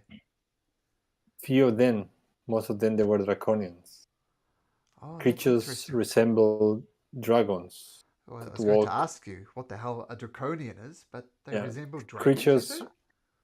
Creatures resembling dragons. They walk on 2 feet, being able to use their wings for jumps and so. They attack the city from all fronts. Well, if what but you say then, of is course, there true, were ogres and and mercenaries. Yes. Well, I think, given that information, 1,000-strong army, the chances of taking back Vogler are zero. I mean, the place is literally burning down. Taking it back would be suicide. And Bakra says, no, you don't understand. The people there have many valuable assets that need to be reclaimed. We need to take it back. May I ask what kind of assets? There's and he's stumbling. It's not Malcolm stumbling, however. He's people have assets there. A treasure buried under their houses, things like that. It needs to be reclaimed. Then I guess they'll have to rebuild. I think you just want to go reclaim your treasure buried underneath your house. Let's assume you're true. I also happen to have a few, shall we say, business interests in Kalaman. I will do fine, but I would really urge you, Governor, to please retake Vogler. But the governor's almost ignoring her at the moment and saying, no. We're Yes. worried, Governor. Yes. Sorry. Carry on. I need to know everything you can tell me about this invasion. They have metal dragons. Metal dragons? Yeah, Yes. the one that we encountered, we did sink it, so like that one's done for. But I imagine they have more than that. They're like siege engines shaped Yeah. like dragons. Not a living dragon, mind you. Some Yes, it is alchemy that spits fire. a machine. It takes 2 to 3 people to use to load, move around, and fire. But when you fire it, it spits fire as hot as pure dragon fire. Oh, And that probably is- the worst is that at least they think that they are serving the interests of the Dragon Queen. Yes, and I think they answer to someone called Belefion. I'm not sure what that is or who. I don't know who or what that is either. Now, so the army consisted of what you call draconians and men. Ogres as well. Ogres? Yes. Yes, What? there was one we took down. And a mechanical dragon?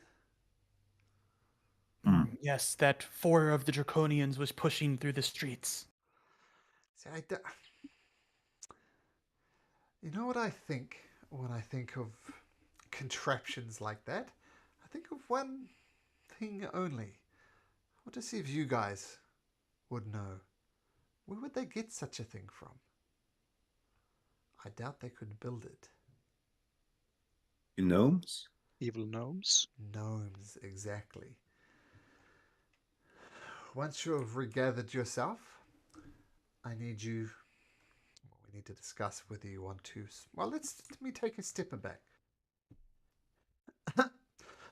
Regardless of which ways this goes, I'm going to need people to work under not only the region's best interest, but maybe even extending beyond that.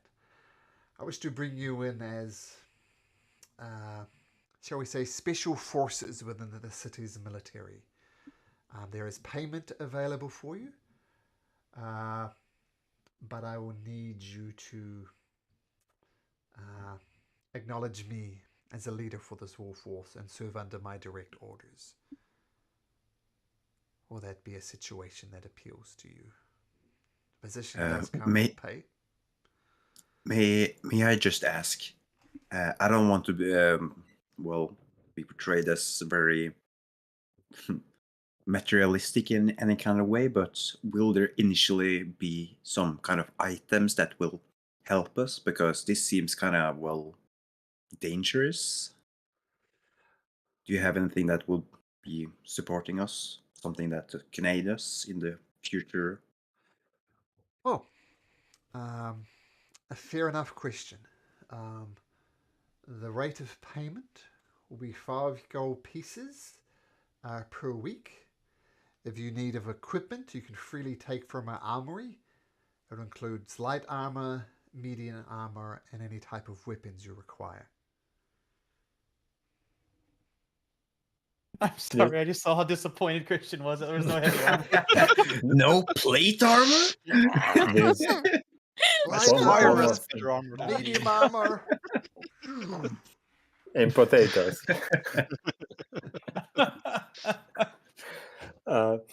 There's one more thing, Governor.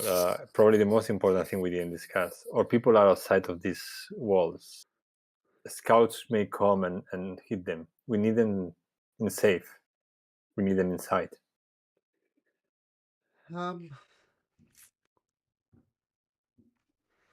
At some point, the city will be sieged, and these are good people, good fighters. I need to discuss that with my military advisors, and we'll have a decision for you shortly. I mean, the things you have given me, it is all very dire news indeed. My heart genuinely goes out to your friends and your family. Not only the fallen, but those who have lost people as well, which is sometimes even harder. But I hope you can understand my reticence to welcome you all through our city gates. These are not normal times.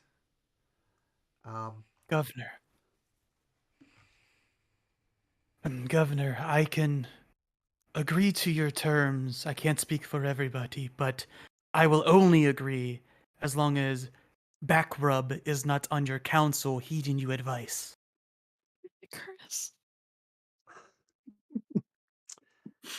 Make a persuasion check, Arson. Oh, I fully agree with Arson. I think Oh, good. he has shown really bad character in, well, disrupting the people, taking advantage of people in needs, and also trying to persuade you in doing stuff that would ultimately just, well, help his position. So I think it's a bad idea to have him under console. I'll tell you what I'll do, says the governor. We will exclude Lord Bacchus from future decisions if I can have the guarantee for all 5 of you to act as a sort of special forces for me. That is the condition. Well, I can only speak for me and my squire, but our hearts and our lives belong to the Order of the Solamnian Knights. But I suppose for a limited time, a temporary situation, I can be under your command. Think of it as a special forces, Yelva. And there's a wars to be fought, but there's lots of situations that need dealing with. But I appreciate that. What about you, Arson? I believe your name was. You were doing the talking. Are these conditions acceptable to you? If Gwen agrees, then you have me on your side. Gwen?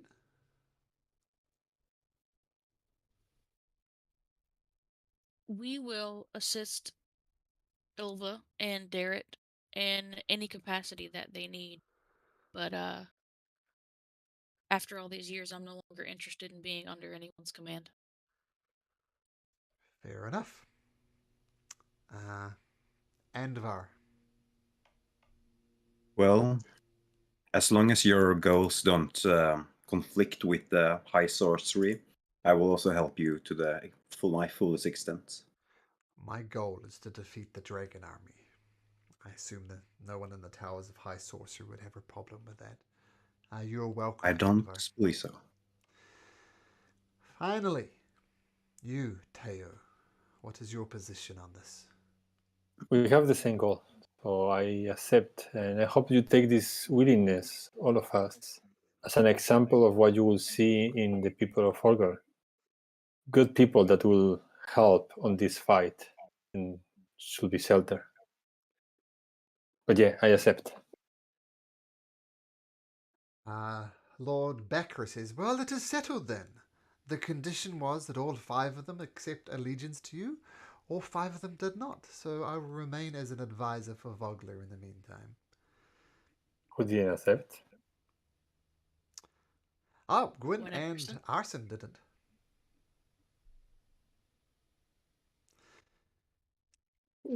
Arsen, when I think if we want to fight to get our people back into a city and to get the Dragon Queen defeated, we need to unify forces. Don't you think so?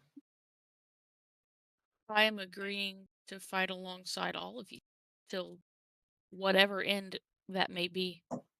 I just will not be under anyone's command.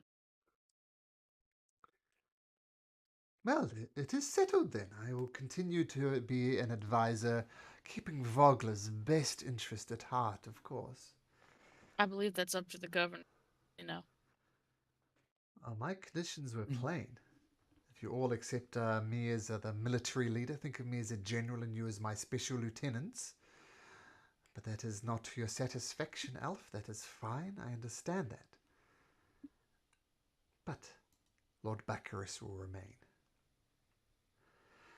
Now, if you please excuse us, we have much to discuss. Would appreciate it if we could do this in private, but we'll have your decision for you within the hour.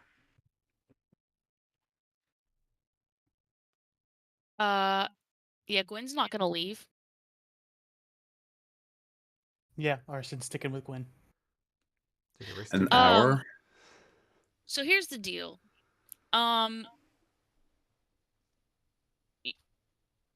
You're not gonna call me Elf ever again. That's gonna be number 1. That's so you can jot that down. Number 2, if having us under your command is all that you require to not have someone that you already know to be deceitful, backstabbing, greedy little bastard man on your council, then maybe you aren't that good of a leader. You need to choose your words very wisely. This is You need to my choose the city. people on your council very wisely. You would do well to watch your tongue. You would do well to not talk to her that way. Guys, Guys, what do we talk about? Cooling down things? Did they call you Elf? No, they didn't. Anyway, I've lived far longer than you, and I will live far after you. And I will accept your agreement. That's fine, but you're going to be more respectful, and you're going to tell Baccharis to leave. Make an intimidation check. Advantage because Arson's RP-wise, with her. sure, RP-wise, that was just awesome, Gwyn. I loved it. Let's see if the governor loves it. I think he does. Ah, nice. Oh, Yes. nice. Firstly, Gwyn, if I insulted you by calling you Alf, I apologize. I didn't realize it was a thing. You understand, we don't have many elves here. I will call you Gwyn from this point on. I apologize. And I agree. Lord Baccharis, you will not be part of this decision. Please leave. And he protests. Some guards drag him away. I will bow and say, Nice. thank you, human. He gives a wry smile and says, Gwyn, I apologize to you. Let me make it abundantly clear. If you talk to me in such a tone again, in my council chambers, in my castle, and my cities, shall we say my attitude towards you will be slightly different. Do not talk to me like that again. And I'll just do an extremely very deep bow, and I will leave. Almost a sarcastic bow, or is it or a genuine bow? Ugh. It sounds awkward. It's whatever he thinks it is. Hmm. Okay, well, the bottom line is you did bow to him. when he said, "Don't speak to me like that again." And yeah, okay. My alarm sounded. Kids need picking up, and we'll find out what the decision of the council is when we get back. And of course, your favorite Lord Backrub will not be part of that discussion. So we'll see what happens.